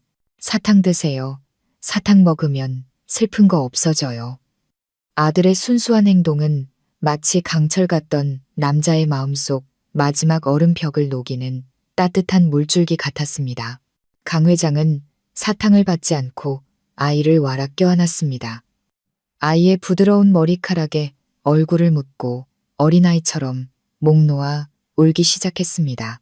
그의 울음은 나약함이 아니라 지난 5년간 억눌려왔던 고통과 자책 그리고 행복이 한꺼번에 터져나온 것이었습니다. 내 강아지, 착한 내 손주. 할아버지가 미안하다. 너희 모자에게 정말 미안하다. 저는 눈앞의 광경에 망연자실한 채 앉아 있었습니다. 권력의 정점에 있는 저 남자가 그렇게 연약한 모습을 보일 줄은 꿈에도 몰랐습니다. 그의 눈물과 사과는 너무나 진실되어서 제가 애써 세워놓았던 방어벽마저 흔들리게 만들었습니다. 한참 뒤 감정을 추스른 강 회장은 아들을 놓아주고 급히 얼굴에 눈물을 닦았습니다. 그는 저를 바라보았습니다. 이제 그의 눈에는 진심과 깊은 슬픔만이 남아 있었습니다. 하은 씨, 지금 수만 번 사과를 해도 그동안 당신 모자가 겪은 상처를 보상할 수 없다는 걸 아오. 하지만 부디 내 이야기를 들어주시오. 우리 가족이 지옥 속에서 보낸 지난 5년의 이야기를. 그리고 그는 이야기하기 시작했습니다. 그의 유일한 아들 강훈에 대해서. 그는 지금처럼 오만하고 무정한 사람이 아니었다고 했습니다. 예전에는 똑똑하고 열정적이었지만 동시에 반항적인 청년이었다고. 그는 속도와 새로운 곳을 탐험하는 오토바이 여행을 사랑했다고 했습니다. 그룹 후계자라는 틀에 갇히기 싫어했고 자유로운 삶을 원했다고. 운명의 그 여행도 그런 여행 중 하나였다고 합니다. 그는 아버지의 말을 어기고 누구에게도 알리지 않은 채 대형 오토바이를 몰고 북쪽 산골로 떠났다고. 그리고 그는 사라졌습니다. 강 회장의 목소리가 낮아졌습니다. 우리는 훈이와 완전히 연락이 끊겼소. 경찰, 사설탐정, 막대한 현상금까지 걸고 그 산 일대를 샅샅이 뒤졌지만 허사였소. 일주일이 한 달이 되고 6달이 지났소. 훈이 엄마는 너무 큰 슬픔과 걱정의 병을 얻어 세상을 떠났지. 임종 직전까지 내 손을 잡고 무슨 수를 써서라도 아들을 찾아달라고 약속하게 했소. 그는 잠시 말을 멈추고 차를 한 모금 마시며 감정을 억눌렀습니다. 거의 1년이 지나서야 한 지방 정신병원에서 연락을 받았소. 기억을 잃은 젊은 환자가 거리를 헤매다 들어왔다는 거요. 우리가 갔을 때 나는 내 아들을 알아보지 못했소. 깡마르고 눈빛은 멍하고 나를 알아보지도 아무것도 기억하지도 못했소. 의사 말로는 사고 때 머리에 가해진 충격과 어떤 정신적 쇼크 때문에 기억의 일부를 잃었다고 하더군. 우리는 국내외 최고의 의사들을 찾아다녔소. 다행히 아들은 조금씩 회복되어 나와 가족은 기억해냈지만 실종되었던 약 1년 동안의 기억, 즉 하은 씨와 함께 있었던 시간은 완전히 잊어버렸소. 마치 존재하지 않았던 것처럼. 의사는 그것이 고통스러운 기억을 지우려는 뇌의 자기방어 기제일 수 있다고 했소. 그래서 지금 훈이는 아무것도 기억하지 못하는 거요. 가끔 열이 오르면 단편적인 기억들이 스쳐 지나가지만 깨어나면 다시 텅 빈 상태가 되고 나오. 나도 너무나 가슴이 아팠소. 우리로서는 그가 말을 이었습니다. 아들이 사고를 당했고 누군가의 도움을 받았을 거라고만 짐작했소. 하지만 그 은인이 누구인지 찾을 길이 없었지. 최근에서야 겨우 하은 씨를 찾아낸 거요. 하은 씨, 그거 아시오? 지난 5년 동안 단 하루도 자책하지 않은 날이 없었소. 아들을 되찾아 기쁘면서도 동시에 아들이 남겼을지 모를 찜. 내가 갚을 수 없는 은혜의 빚 때문에 고통스러웠소. 그리고 오늘 내 손주를 직접 보고 나서야 알게 되었소. 그것은 짐이 아니라 온갖 풍파를 겪은 우리 가문의 하늘이 내려주신 선물이고 행운이라는 것을. 그의 이야기는 제 마음속에 모든 의문을 풀어주었습니다. 그가 왜 사라졌는지, 왜 저를 알아보지 못하는지 이제야 이해가 되었습니다. 하지만 그 이해가 고통을 덜어주지는 않았습니다. 오히려 더 씁쓸하게 만들 뿐이었습니다. 저는 그의 인생에서 잊힌 기억의 한 조각, 찢겨나간 한 페이지였던 것입니다. 제 앞에 앉은 늙은 아버지의 눈물은 진짜였고 그 가족의 고통도 진짜였습니다. 하지만 지난 5년 동안 우리 모자가 겪어야 했던 상처와 치욕 또한 진짜였습니다. 모든 속마음을 털어놓은 후 강 회장은 저를 바라보았습니다. 그의 눈빛은 더 이상 회장의 명령이 아닌 한 할아버지이자 아버지의 간청이었습니다. 하은 씨, 내가 지금 무언가를 요구할 자격이 없다는 걸 알지만 그래도 당신에게 간청하고 싶소. 우리 민준이가 제 뿌리를 찾을 수 있게 해주시오. 이 아이가 강씨 성을 달고 마땅히 누려야 할 풍족한 삶을 살게 해주시오. 우리 강씨 가문은 대를 이을 사람이 필요하고 나 또한 이 나이에 손주를 보지 못하고 눈을 감을 수는 없소. 그의 말은 제 가장 약한 부분을 파고들었습니다. 바로 아들의 미래였습니다. 저는 고생할 수 있지만 제 아들이 계속 가난 속에서 살고 친구들에게 아빠 없는 아이라는 놀림을 받게 하고 싶지는 않았습니다. 하지만 이곳 이성 같은 집에서 자신을 알아보지도 못하는 차가운 아버지와 매일 마주하며 사는 것이 과연 더 나은 삶일까요? 제가 망설이는 것을 본 강 회장은 한숨을 쉬었습니다. 그는 모든 것이 쉽지 않다는 것을 알고 있었습니다. 당신의 걱정을 이해하오. 후니 그 녀석의 상태는 지금 아주 복잡하오. 의사 말로는 억지로 잃어버린 기억을 되살리려 하면 큰 정신적 충격을 받을 수 있고 심하면 병이 재발할 수도 있다고 하더군. 게다가 엄마를 잃은 후로 녀석은 더욱 마음의 문을 닫고 차가워졌소. 지금은 약혼녀도 있고 곧 결혼할 예정이요. 갑자기 아들이 나타났다는 사실은 모든 것을 뒤흔들고 녀석의 평판과 그룹 전체에 심각한 영향을 줄 수 있어. 약혼녀, 곧 결혼할 예정. 이 소식은 이미 상처투성이인 제 심장에 또 하나의 비수를 꽂는 것 같았습니다. 그는 저를 잊었을 뿐만 아니라 그 망각 위에 새로운 가정을, 새로운 행복을 쌓아가고 있었던 것입니다. 그렇기 때문에 강 회장이 말을 이었습니다. 그의 목소리는 다시 사업가의 이성적이고 결단력 있는 톤으로 돌아와 있었습니다. 오랜 고민 끝에 당신에게 두 가지 선택지를 제안하고 싶소. 이것이 잔인하게 들릴 수 있다는 건 알지만 지금으로서는 모두를 위한 최선의 방법이오.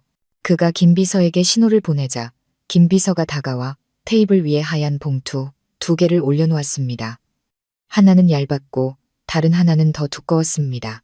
첫 번째 선택지, 강 회장이 두꺼운 봉투를 가리켰습니다. 당신은 아주 큰 돈을 받을 수 있소. 당신이 원하는 어디에서든 평생 풍족하게 살 수 있을 만큼의 돈이요. 이것을 우리 가족의 보상과 감사라고 생각해 주시오. 그 대가로 당신은 민준이의 양육권을 우리에게 완전히 넘겨야 하오. 우리는 아이에게 최고의 미래와 교육을 제공할 것이오. 아이를 만나러 올 수는 있지만 다른 신분으로 와야 하며 당신의 진짜 정체를 밝혀서는 안 돼요. 온몸에 피가 차갑게 식는 것 같았습니다. 제게 아들을 팔라는 것인가요? 제 아들이 다른 사람을 엄마라고 부르는 것을 지켜보며 살라는 것인가요? 그 제안의 잔인함은 아까 강훈이 했던 모욕보다 더 끔찍했습니다. 그리고 두 번째 선택지, 그가 얇은 봉투를 가리켰습니다. 만약 아이와 떨어지기 싫다면 여기에 머물러도 좋소. 당신은 이 저택에서 살며 모든 것을 제공받을 것이오. 민준이는 강씨 가문의 장손으로 공식 인정될 것이오. 하지만 그는 강조했습니다. 이 계약서에 서명해야 하오. 김 비서는 얇은 봉투를 열어 두꺼운 서류 뭉치를 제 앞에 놓았습니다. 이 계약에 따르면 당신은 민준이의 보모 겸 개인 교사 신분으로 이곳에서 살게 될 것이오. 외부 사람들에게 당신이 아이의 엄마라는 사실을 밝혀서는 안 되며 훈이의 사생활에 간섭해서도 안 돼요. 또한 가문의 재산이나 상속권에 대해 어떠한 요구도 할 수 없소. 당신은 그저 우리 감독하에 아이가 18살이 될 때까지 보이지 않는 그림자처럼 아이를 키우게 될 것이오.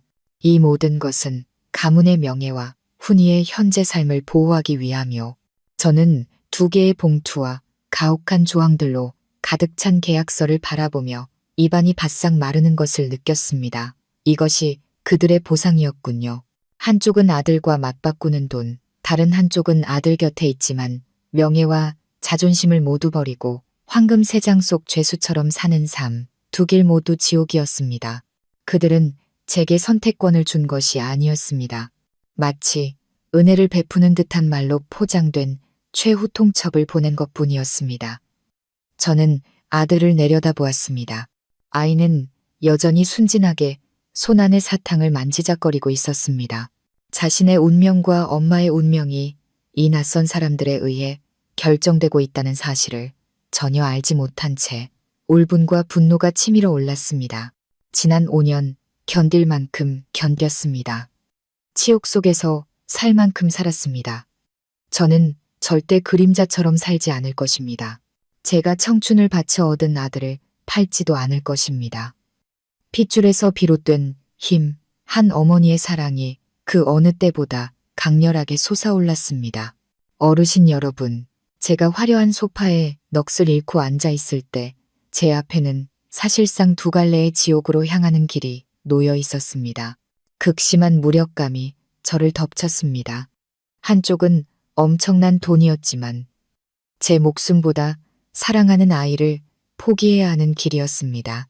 다른 한쪽은 아이 곁에 머물 수 있지만 이름 없는 그림자처럼 살며 인간으로서의 명예와 자존심을 모두 버려야 하는 길이었습니다. 권력을 가진 그들은 너무나 치밀했습니다. 그들은 제 모성애를 이용해 저를 궁지로 몰아넣었습니다. 어떤 엄마도 차마 자식을 떠나지 못할 것이고 결국 제가 그 치욕적인 보모 역할을 순순히 받아들일 것이라고 믿었던 것입니다. 응접실의 공기는 무겁게 가라앉았습니다. 맞은편에 앉은 강 회장의 눈에는 더 이상 간절함이 없었습니다. 냉철한 협상가의 이성적인 눈빛으로 돌아와 있었습니다. 그는 제 대답을, 제 굴복을 기다리고 있었습니다.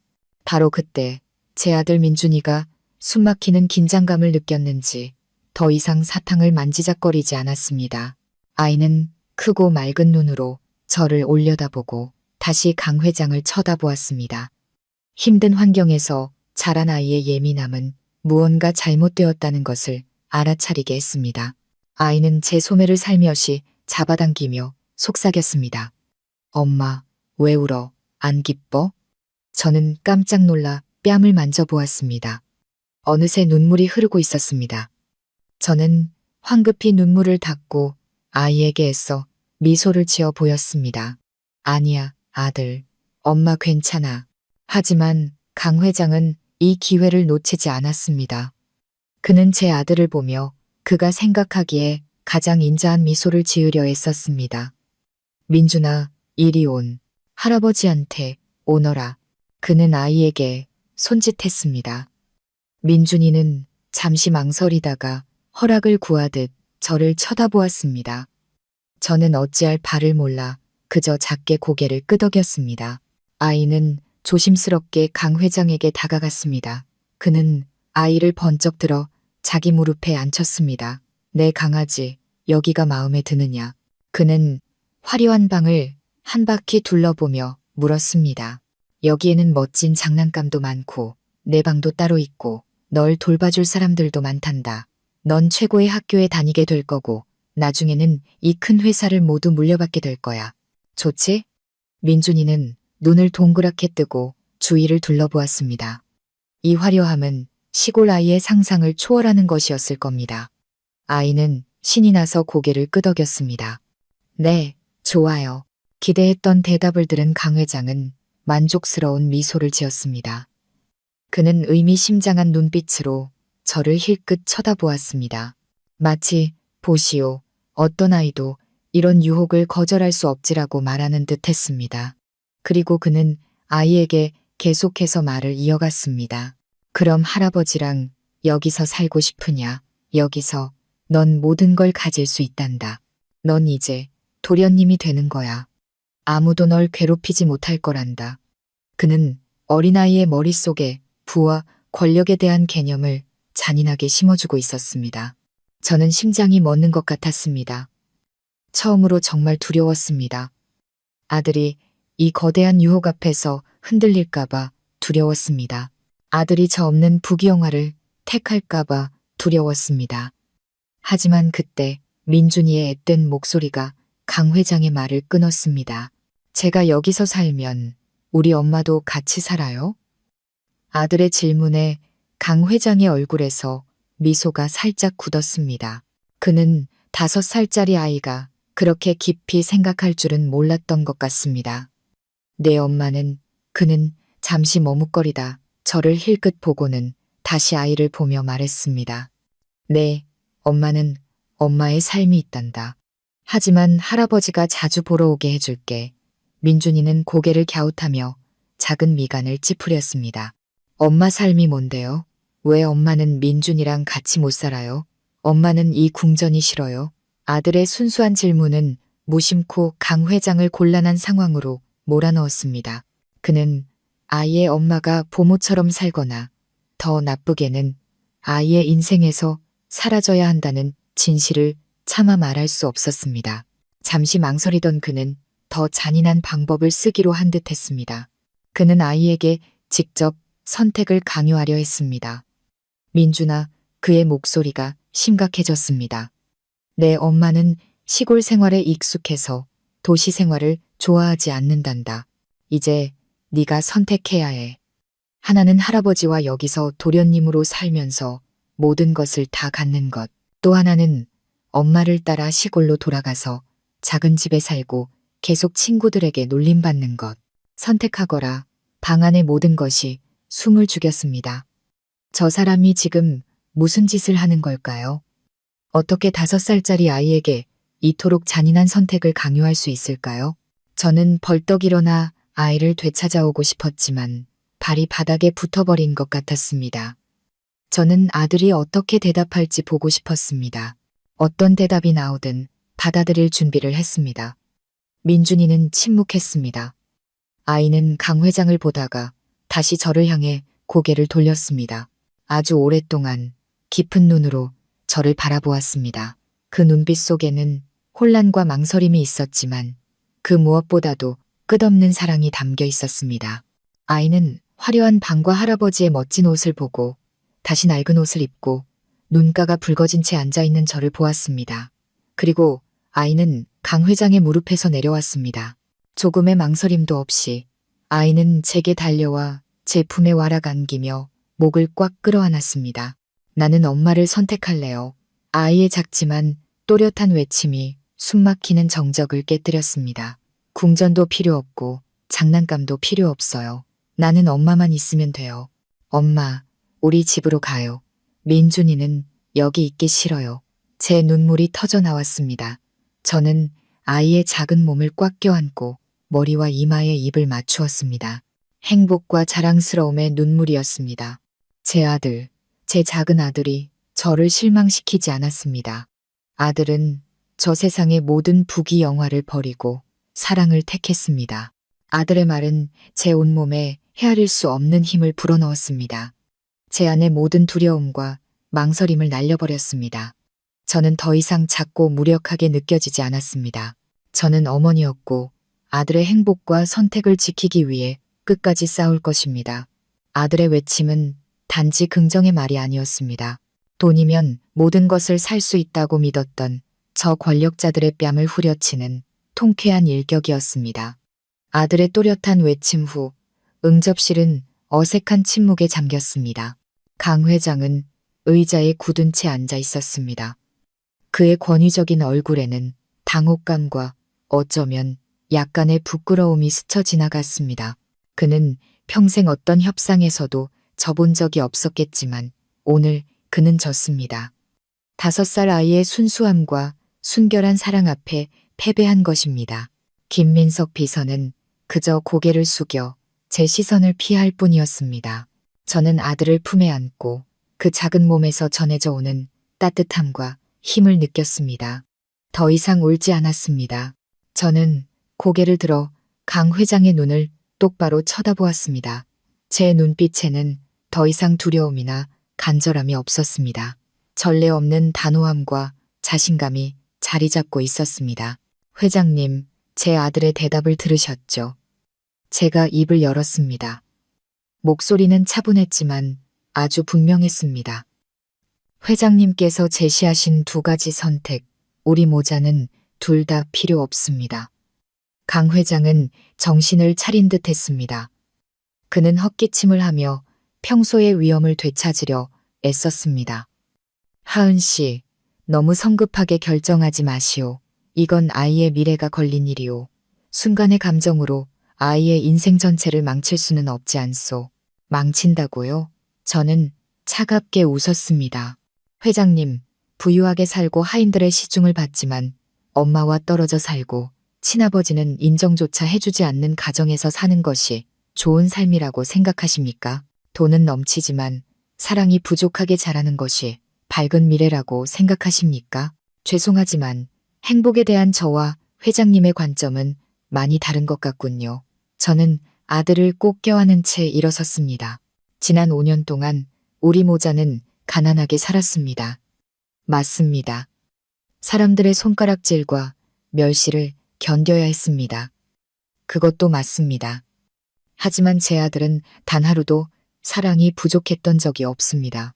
제가 비싼 장난감이나 국제학교는 사주지 못했을지언정 돈으로는 절대 살 수 없는 것을 주었습니다. 바로 언제나 곁에서 지켜주고 조건 없이 사랑해주는 엄마입니다. 그리고 제게는 그것이 가장 중요한 것입니다. 저는 그를 똑바로 쳐다보며 목소리에 힘을 주었습니다. 제가 오늘 여기에 온 것은 돈이나 물질적인 것을 요구하기 위함이 아닙니다. 저는 제 아들을 위해 단 한 가지를 되찾고 싶을 뿐입니다. 바로 이름입니다. 이름이요? 강 회장이 미간을 찌푸렸습니다. 네, 이름입니다. 저는 강조했습니다. 지난 5년 동안 제 아들은 애비 없는 자식이라는 이름으로 살아야 했습니다. 아빠가 없다는 이유만으로 친구들의 놀림과 괴롭힘을 견뎌야 했습니다. 더 이상 제 아들이 그런 치욕 속에서 살게 하고 싶지 않습니다. 당신들이 이 아이를 필요로 하지 않을 수도 있고 아이 아빠가 인정하지 않을 수도 있습니다. 하지만 당신들에게 이 아이의 뿌리를 빼앗을 권리는 없습니다. 저는 깊은 숨을 들이쉬고 마지막 결정을 내렸습니다. 그들의 어떤 시나리오에도 없었던 결정이었습니다.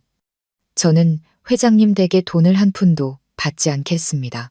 그림자처럼 이곳에 머물지도 않을 겁니다. 지난 5년처럼 제 힘으로 제 아들을 계속 키울 겁니다. 하지만 저는 잠시 말을 멈추고 그의 눈을 똑바로 응시했습니다. 단 한 가지 요구가 있습니다. 강씨 가문은 민준이를 공식적으로 집안의 자손으로 인정해야 합니다.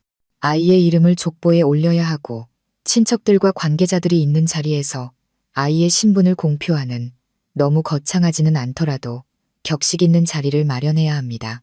앞으로 그 누구도 감히 제 아들을 경멸의 눈으로 쳐다보거나 애비 없는 자식이라고 부르지 못하게 말입니다.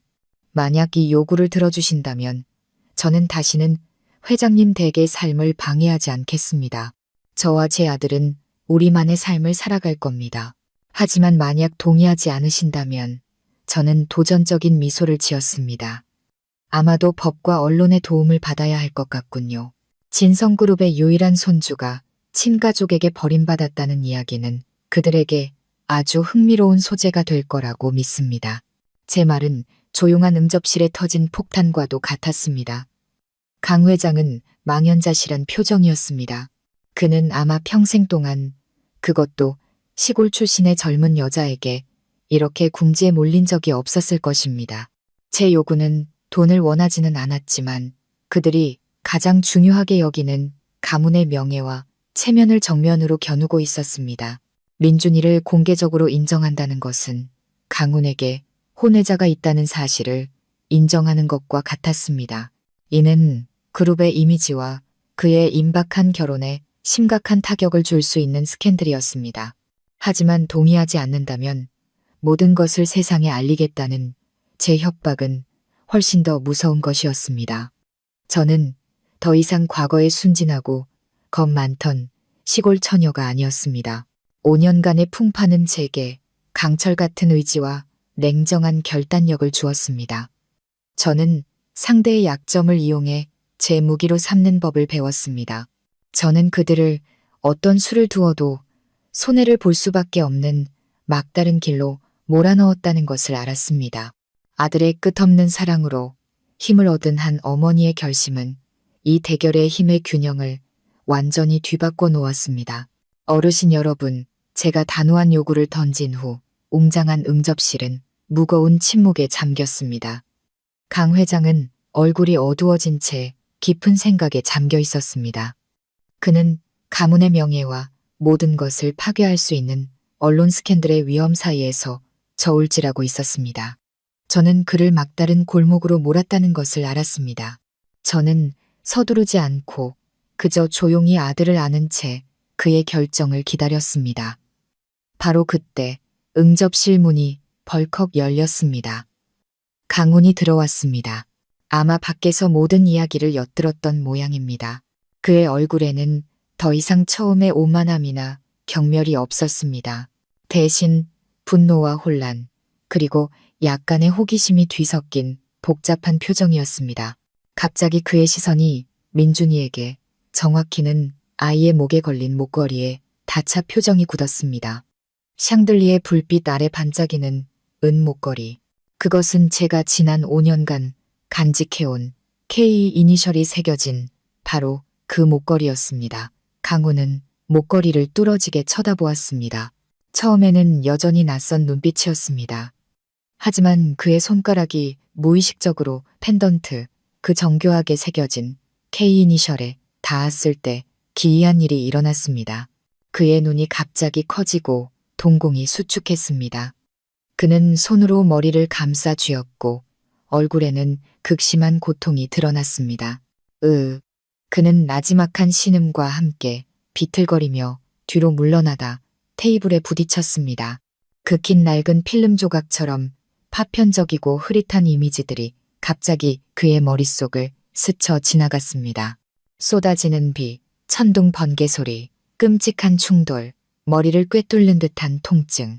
걱정스러운 눈빛에 다정한 여자의 얼굴, 자신의 상처를 닦아주던 따뜻한 손길, 작고 소박한 자취방, 구수한 계란죽 냄새, 맑은 웃음소리, 투명한 눈동자, 그리고 입맞춤, 포옹, 열정적인 비오는 밤.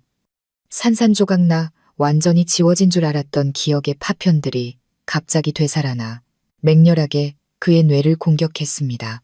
그는 머리를 감싸쥔 채 온몸을 부들부들 떨었고 이마에는 식은 땀이 흘렀습니다. 훈아, 왜 그러냐? 강 회장이 경악하며 아들에게 달려가 부축했습니다.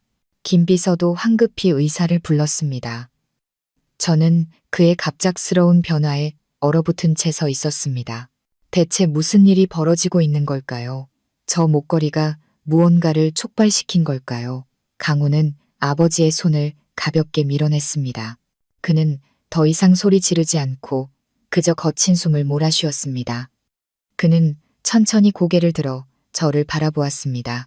이번에 그의 눈빛은 더 이상 차갑거나 낯설지 않았습니다.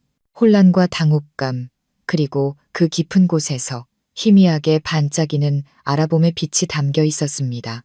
그는 마치 아주 오랫동안 만나지 못했던 아득한 꿈속의 희미한 형상을 알아보려는 듯 저를 쳐다보았습니다. 당신, 누구죠? 그는 갈라지고 떨리는 목소리로 물었습니다. 왜, 당신을 어디선가 본 것 같은 느낌이 들죠. 온몸이 굳어버렸습니다.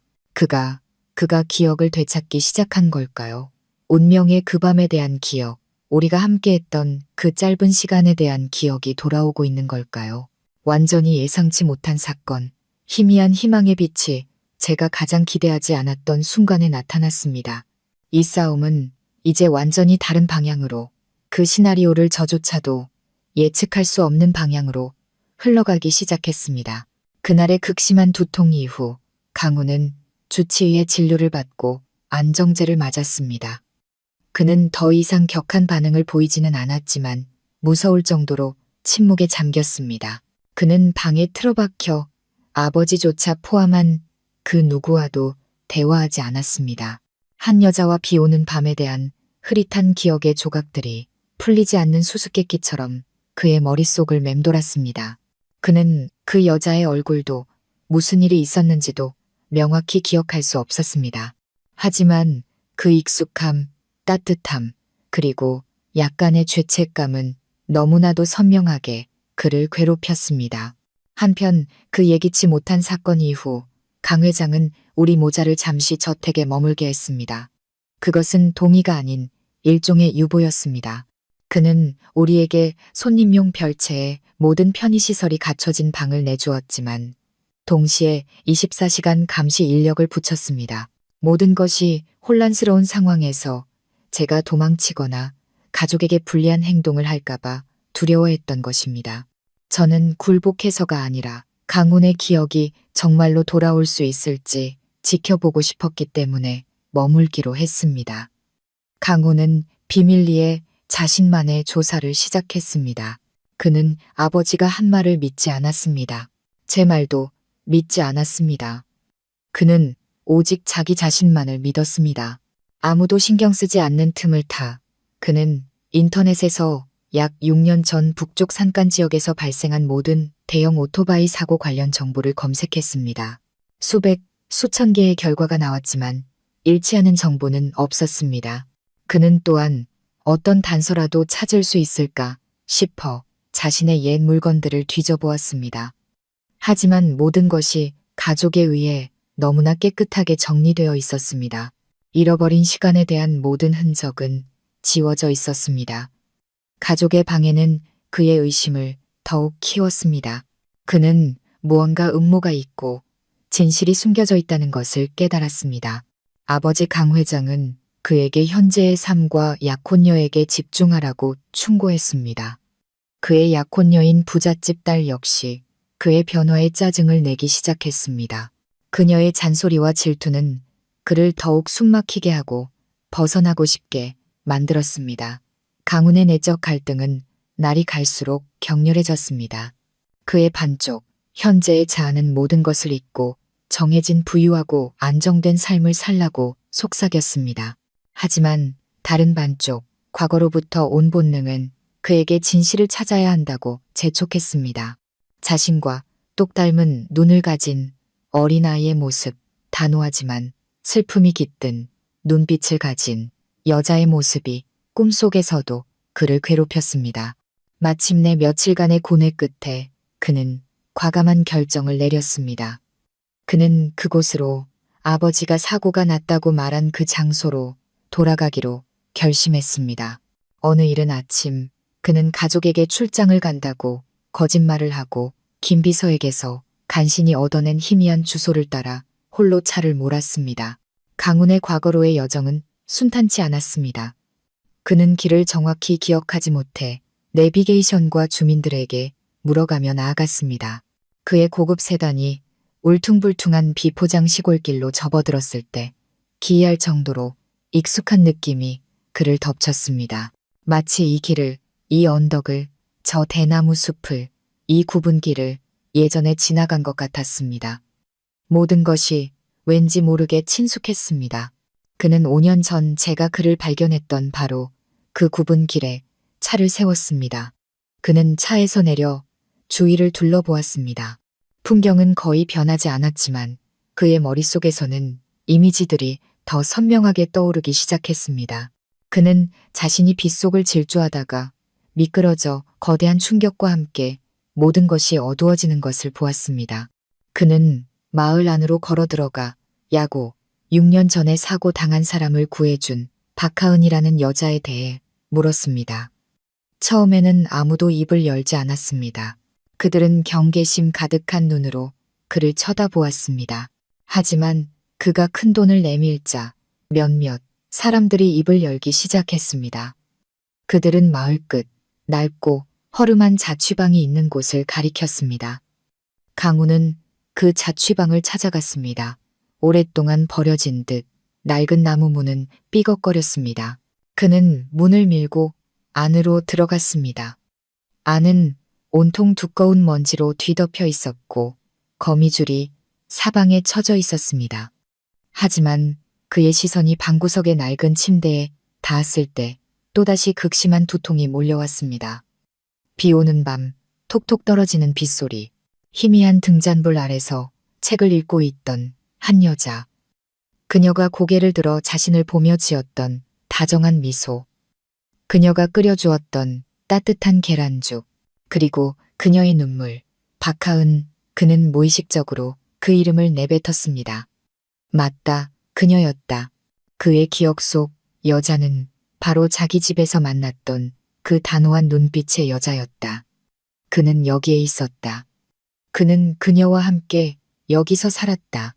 그리고 그 아이는 강우는 자취방을 뛰쳐나왔다. 그는 저를 만나야 했다. 모든 것을 물어봐야 했다. 그들 사이에 대체 무슨 일이 있었는지 알아야만 했다.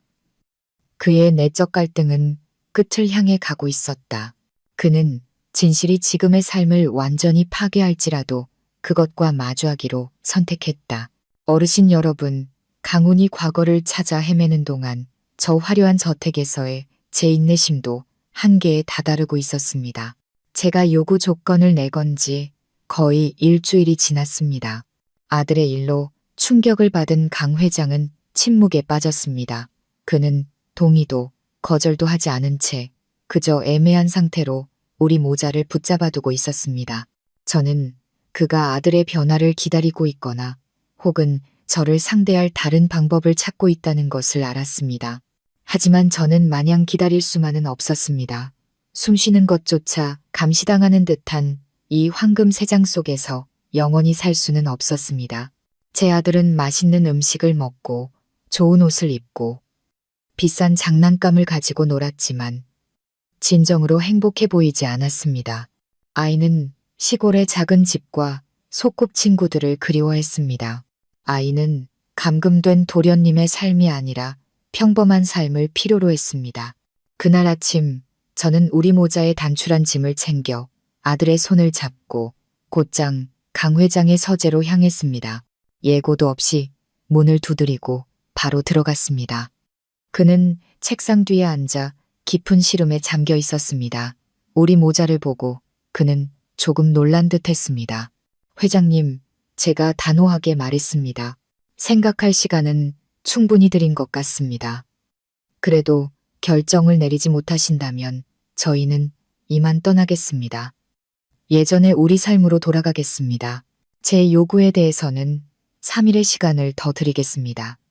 3일 뒤에도 만족스러운 답변을 받지 못한다면 제가 어떻게 할지는 잘 아실 겁니다. 강 회장은 복잡한 눈빛으로 저를 쳐다보았습니다. 그는 무언가 말하려다 그만두고 그저 지친 듯 작게 고개를 끄덕였습니다. 알겠소. 3일만 더 시간을 주시오. 저는 더 이상 아무 말도 하지 않았습니다.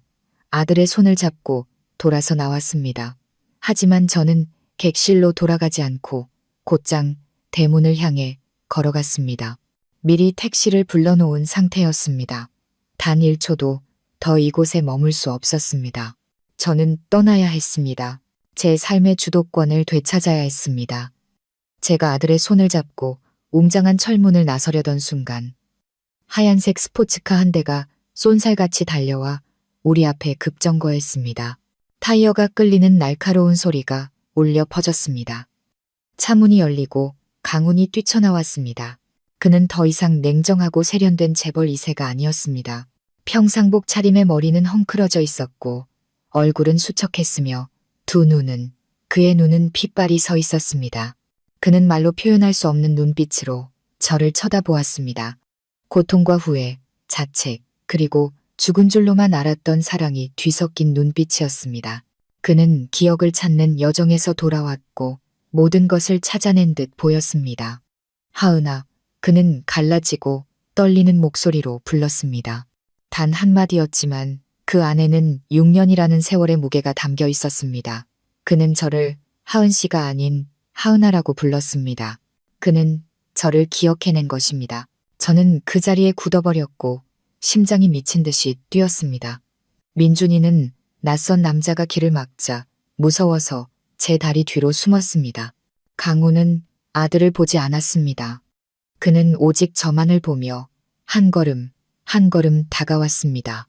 마치 작은 움직임 하나에도 제가 사라져버릴까 두려워하는 듯 했습니다. 너였구나. 정말 너였어. 그는 자신에게 속삭이듯 중얼거렸습니다.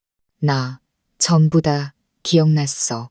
급이 오던 밤, 자취방, 계란죽, 그리고 너까지. 그가 제 앞에 불과 한 팔거리에 섰을 때 모든 기억이 온전히 돌아온 듯 했습니다. 그는 저를 보고 다시 제 다리에 매달려 있는 자신과 똑 닮은 눈을 가진 아이를 내려다보았습니다. 그리고 그 오만하던 남자의 다리가 힘없이 꺾였습니다. 그는 차가운 대리석 바닥에 저와 제 아들 앞에 무릎을 꿇었습니다. 강 회장과 김 비서 그리고 문가에 서서 경악하던 사용인들이 모두 지켜보는 앞에서 하은아, 미안해. 그는 울음을 터뜨렸습니다. 어른 남자의 뜨거운 눈물이 뺨을 타고 흘러내렸습니다. 미안하다, 하은아. 그리고 아들아, 미안하다. 내가 나쁜 놈이다. 내가 쓰레기였어. 너를, 우리 아들을 잊어버렸어. 너희 모자를 5년 동안이나 고생시켰어. 미안해. 1000번, 10,000번 미안해. 그의 목 놓아 오는 소리, 그의 뒤늦은 사과가 조용한 공간에 애절하게 울려 퍼졌습니다. 제 눈물도 더 이상 참을 수 없었습니다. 하지만 그것은 서러움이나 나약함의 눈물이 아니었습니다. 지난 5년간 골마왔던 아픔이 마침내 터져나온 해방의 눈물이었습니다. 저는 그를 원망했고 저주했지만 그가 무릎을 꿇고 어린아이처럼 우는 모습을 보자 마음속의 모든 미움이 눈 녹듯 사라졌습니다. 그 역시 운명과 도둑맞은 기억의 희생자였다는 것을 깨달았습니다. 민준이는 그가 우는 것을 보고 당황한 듯 했습니다. 아이는 제 손을 놓고 조심스럽게 강훈에게 다가갔습니다. 그리고 작은 손을 뻗어 서툴게 그의 얼굴에 흐르는 눈물을 닦아주었습니다. 아저씨, 울지 마세요. 아이가 말했습니다. 엄마가 남자는 우는 거 아니라고 했어요. 아들의 행동은 피 흘리는 강훈의 심장에 또 하나의 칼날이 되었습니다.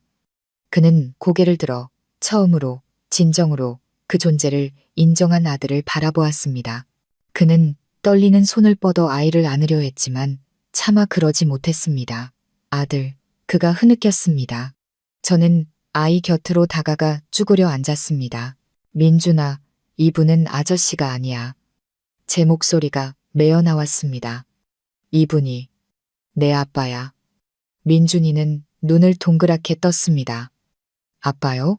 아이는 저를 보고 다시 강훈을 보았습니다.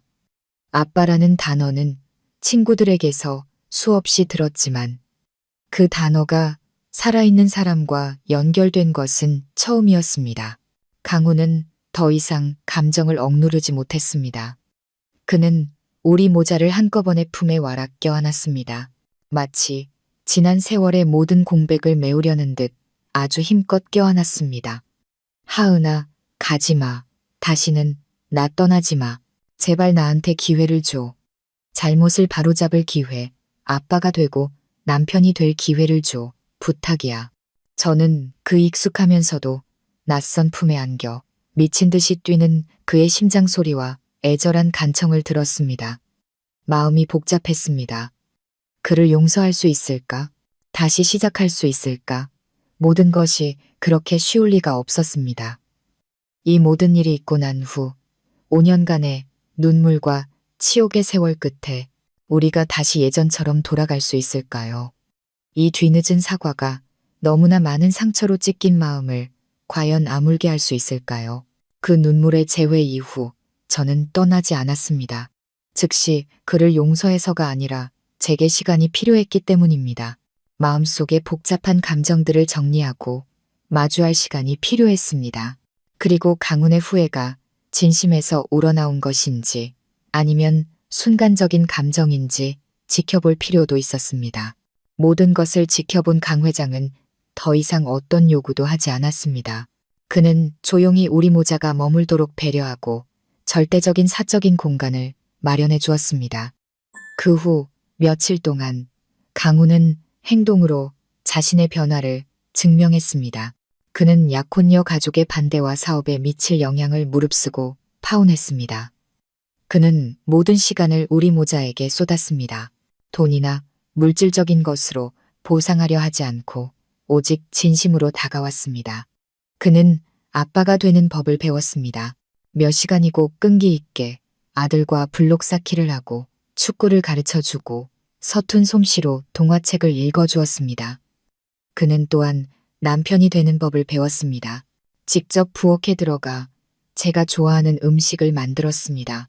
때로는 짜고 때로는 싱거웠지만 그 안에 담긴 그의 노력을 알 수 있었습니다. 그는 제게 모든 것을 털어놓았습니다. 지난 5년간의 삶, 영혼의 공허함, 그리고 인생의 중요한 조각 하나가 빠진 듯한 느낌을 늘 받았다고 했습니다. 그러다 저를 다시 만났을 때 비로소 그 잃어버린 조각을 찾은 것 같다고 말했습니다. 그는 제게 즉시 용서해달라고 조르지 않았습니다. 그저 기다리겠다고 말했습니다. 5년이든 10년이든 평생이라도 기다리겠다고. 제가 진정으로 마음을 열 때까지. 그의 끈기와 진심은 돌처럼 굳었던 제 마음을 서서히 녹였습니다. 그리고 무엇보다 중요한 것은 제 아들이었습니다. 민준이는 아빠 곁을 떠나려 하지 않았습니다. 어린아이의 영혼 깊은 곳에서는 언제나 아빠를 갈망했던 모양입니다. 아빠와 함께 놀 때마다 환하게 웃는 아들의 얼굴, 그 행복한 눈빛을 보며 저는 더 이상 제 자신만을 위해 이기적으로 굴 수 없다는 것을 깨달았습니다. 제 아들에게는 온전한 가족이 필요했습니다. 며칠 밤을 고민한 끝에 저는 결정을 내렸습니다. 저는 강훈을 찾아갔습니다. 당신에게 기회를 줄 수 있을 것 같아요. 제가 말했습니다. 하지만 여기가 아니에요. 이 성 같은 저택에서 재벌 2세와 후계자의 엄마라는 이름으로는 아니에요. 강훈은 희망에 찬 눈으로 저를 바라보았습니다. 그럼 우리 어디로 갈까? 우리만의 새로운 삶, 우리만의 가정을 꾸리는 거예요. 하지만 가장 먼저 우리 마을로 돌아가고 싶어요. 제가 말했습니다. 모든 것이 시작된 그곳으로요. 재벌 2세 강훈과 시골, 처녀 박하은이 아니라 그냥 평범한 한 가족으로요. 할 수 있겠어요. 조금의 망설임도 없이 강훈은 고개를 끄덕였습니다. 그의 눈이 빛났습니다. 너와 아들만 곁에 있다면 어디든 내 집이야. 그리고 우리는 함께 돌아갔습니다. 웅장한 저택을 상류층의 복잡한 계산을 뒤로하고 떠났습니다. 강훈은 그룹 부사장 자리를 내려놓았습니다. 그저 너무 사치스럽지 않게 편안한 삶을 살 수 있을 정도의 작은 지분만 남겼습니다. 그리고 우리는 결혼식을 올렸습니다. 수천 명의 하객을 부른 호화로운 결혼식이 아니라 옛날 우리 집 마당의 감나무 아래서 열린 작고 소박한 결혼식이었습니다. 하객은 도시에서 먼 길을 오신 어머니와 강 회장님, 그리고 온 마을 이웃들이 전부였습니다. 한때 저를 손가락질하고 경멸했던 그들이 이제는 축복의 미소와 아마도 미안함과 후회를 가득 담고 찾아왔습니다. 결혼식에서 모두가 지켜보는 가운데 강훈은 다시 한번 무릎을 꿇고 제게 결혼 반지를 끼워주었습니다. 그는 목이 맨 목소리로 말했습니다. 하은아, 과거의 나를 구해줘서 고마워. 그리고 지금 내 인생을 다시 한번 구원해줘서 고마워. 사랑해. 저는 울었습니다. 더할 나위 없이 행복한 눈물이었습니다. 저는 큰 원을 그리며 온갖 풍파와 치욕을 겪은 끝에 모든 것이 시작되었던 바로 그곳에서 행복을 찾았습니다. 제 이야기는 비극처럼 시작했지만 동화처럼 끝났습니다. 왕자님이나 공주님이 없는, 잘못을 뉘우칠 줄 아는 한 남자와 강인한 한 여자, 그리고 시간과 역경을 통해 증명된 사랑이 있는 동화. 이것은 모성애의 힘과 비온 뒤에 땅이 굳고 자격 있는 자에게는 반드시 새벽이 찾아온다는 믿음에 대한 증거입니다. 앞으로 어떤 일이 닥쳐도 제 남편 강훈이 우리 모자를 든든하게 지켜줄 것이라고 굳게 믿습니다. 안녕하세요. 여유로운 노후 채널과 함께 박하은 씨의 인생 이야기 마지막 장까지 함께 해주신 어르신 여러분. 이야기의 마지막 페이지가 닫혔을 때 아마 우리 모두의 마음속에는 말로 표현하기 힘든 감정들이 차오르고 있을 겁니다. 행복한 결말에 대한 안도감, 한 젊은 어머니의 비범한 의지에 대한 존경심, 그리고 무엇보다 이 이야기가 던져준 깊은 삶의 교훈과 메시지에 대해 잠시 생각해보게 하는 여운이 남았을 것입니다. 이것은 단순히 사랑이나 운명에 대한 이야기가 아닙니다.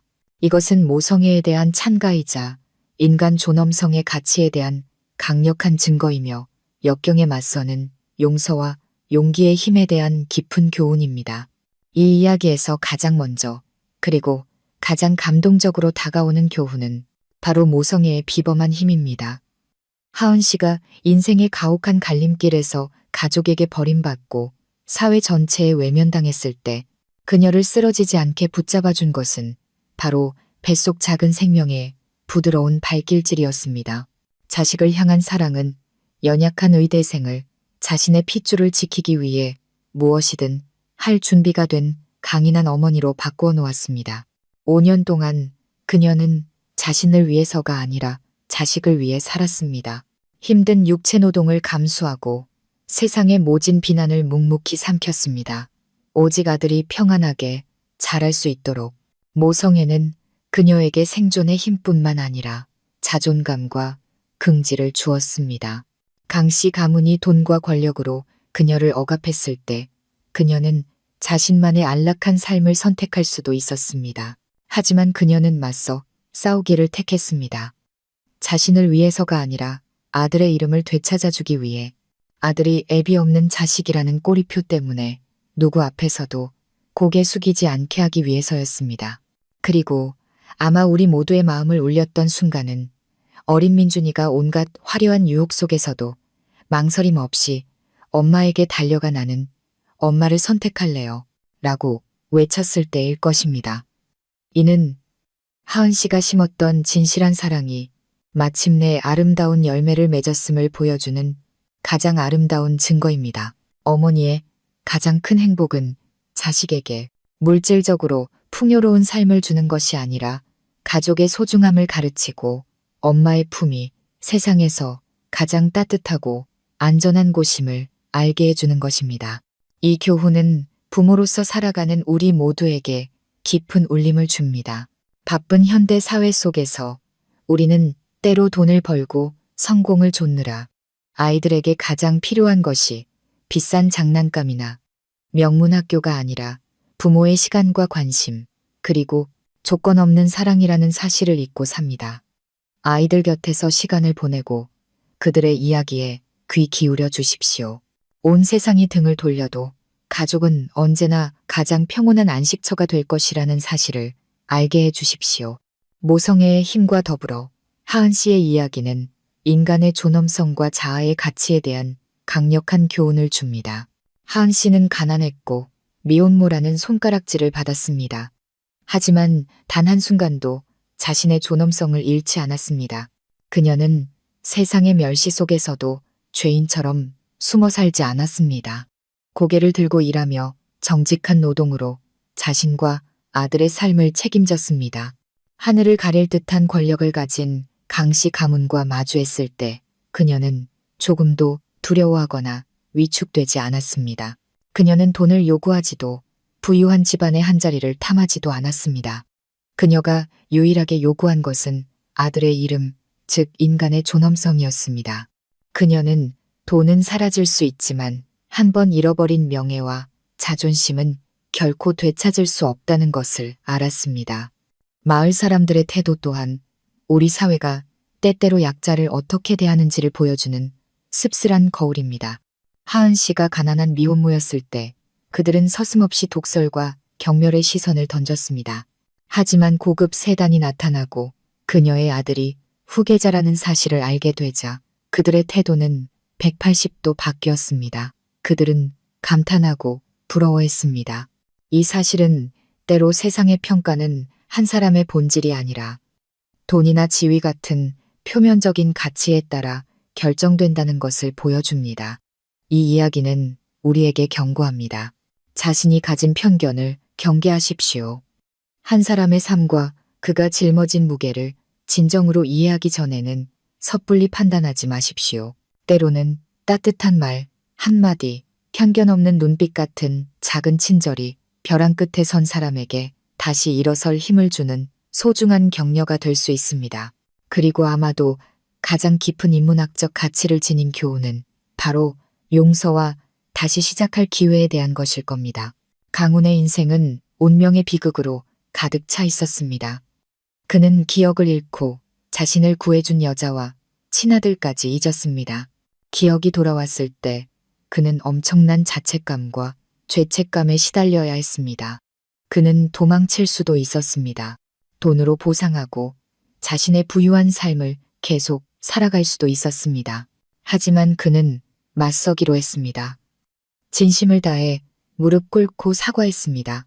화려한 삶을 포기하고 자신이 너무나 많은 빚을 진 여자와 함께 처음부터 다시 시작하기로 했습니다. 강훈의 행동은 진정한 뉘우침이 말이 아닌 행동에 있음을 보여줍니다. 누구나 살면서 실수를 할 수 있습니다. 중요한 것은 자신의 잘못을 인정하고 그것을 바로잡으려 노력할 용기가 있느냐 하는 것입니다. 하은 씨의 용서 또한 우리가 깊이 생각해 볼 만한 부분입니다. 5년 동안 자신에게 그토록 큰 고통을 준 사람을 용서하는 것은 결코 쉬운 일이 아닙니다. 하지만 그녀는 해냈습니다. 그녀의 용서는 망각이나 나약함이 아니었습니다. 그것은 지혜와 관용으로 가득 찬 선택이었습니다. 그녀는 사랑 때문만이 아니라 아들을 위해 용서했습니다. 아들에게 온전한 가정을 선물하고 싶었고 또한 미움이라는 짐에서 자기 자신을 해방시키기 위해 용서했습니다. 마음속에 원한을 품고 사는 것은 스스로 독을 마시면서 남이 죽기를 바라는 것과 같습니다. 과거를 놓아줄 때 비로소 우리는 현재와 미래의 평온과 행복을 진정으로 찾을 수 있습니다. 이야기의 행복한 결말, 시골 마을에서의 소박한 결혼식은 아름다운 메시지를 전합니다. 진정한 행복은 웅장한 성이나 막대한 재산에 있는 것이 아닙니다. 행복은 인생의 굴곡을 함께 넘어가며 서로를 이해하고 용서하고 동행하는 데 있습니다. 어르신 여러분, 하은 씨와 강훈의 이야기는 끝났지만 그들이 남긴 교훈은 오래도록 우리 마음에 남을 것입니다.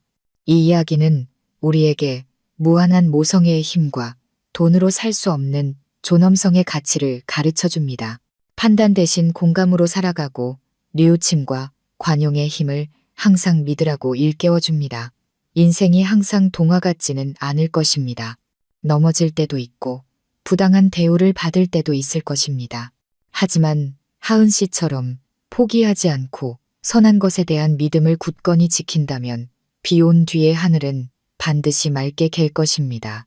이 이야기가 어르신 여러분께 잠시나마 깊은 여운과 귀한 교훈을 드렸다면, 삶에 대한 믿음을 더해 주었다면 주저하지 마시고 채널 구독과 좋아요, 그리고 영상 공유를 부탁드립니다. 어르신 여러분의 작은 행동 하나하나가 저희 여유로운 노후 채널이 더 좋고 의미 있는 이야기를 계속해서 만들어 나가는데 큰 힘이 됩니다. 우리 함께 아름다운 인문학적 가치를 널리 퍼뜨려 우리 자신과 주변 사람들의 삶이 하루하루 더 아름다워질 수 있도록 노력합시다. 귀 기울여 들어주셔서 진심으로 감사합니다.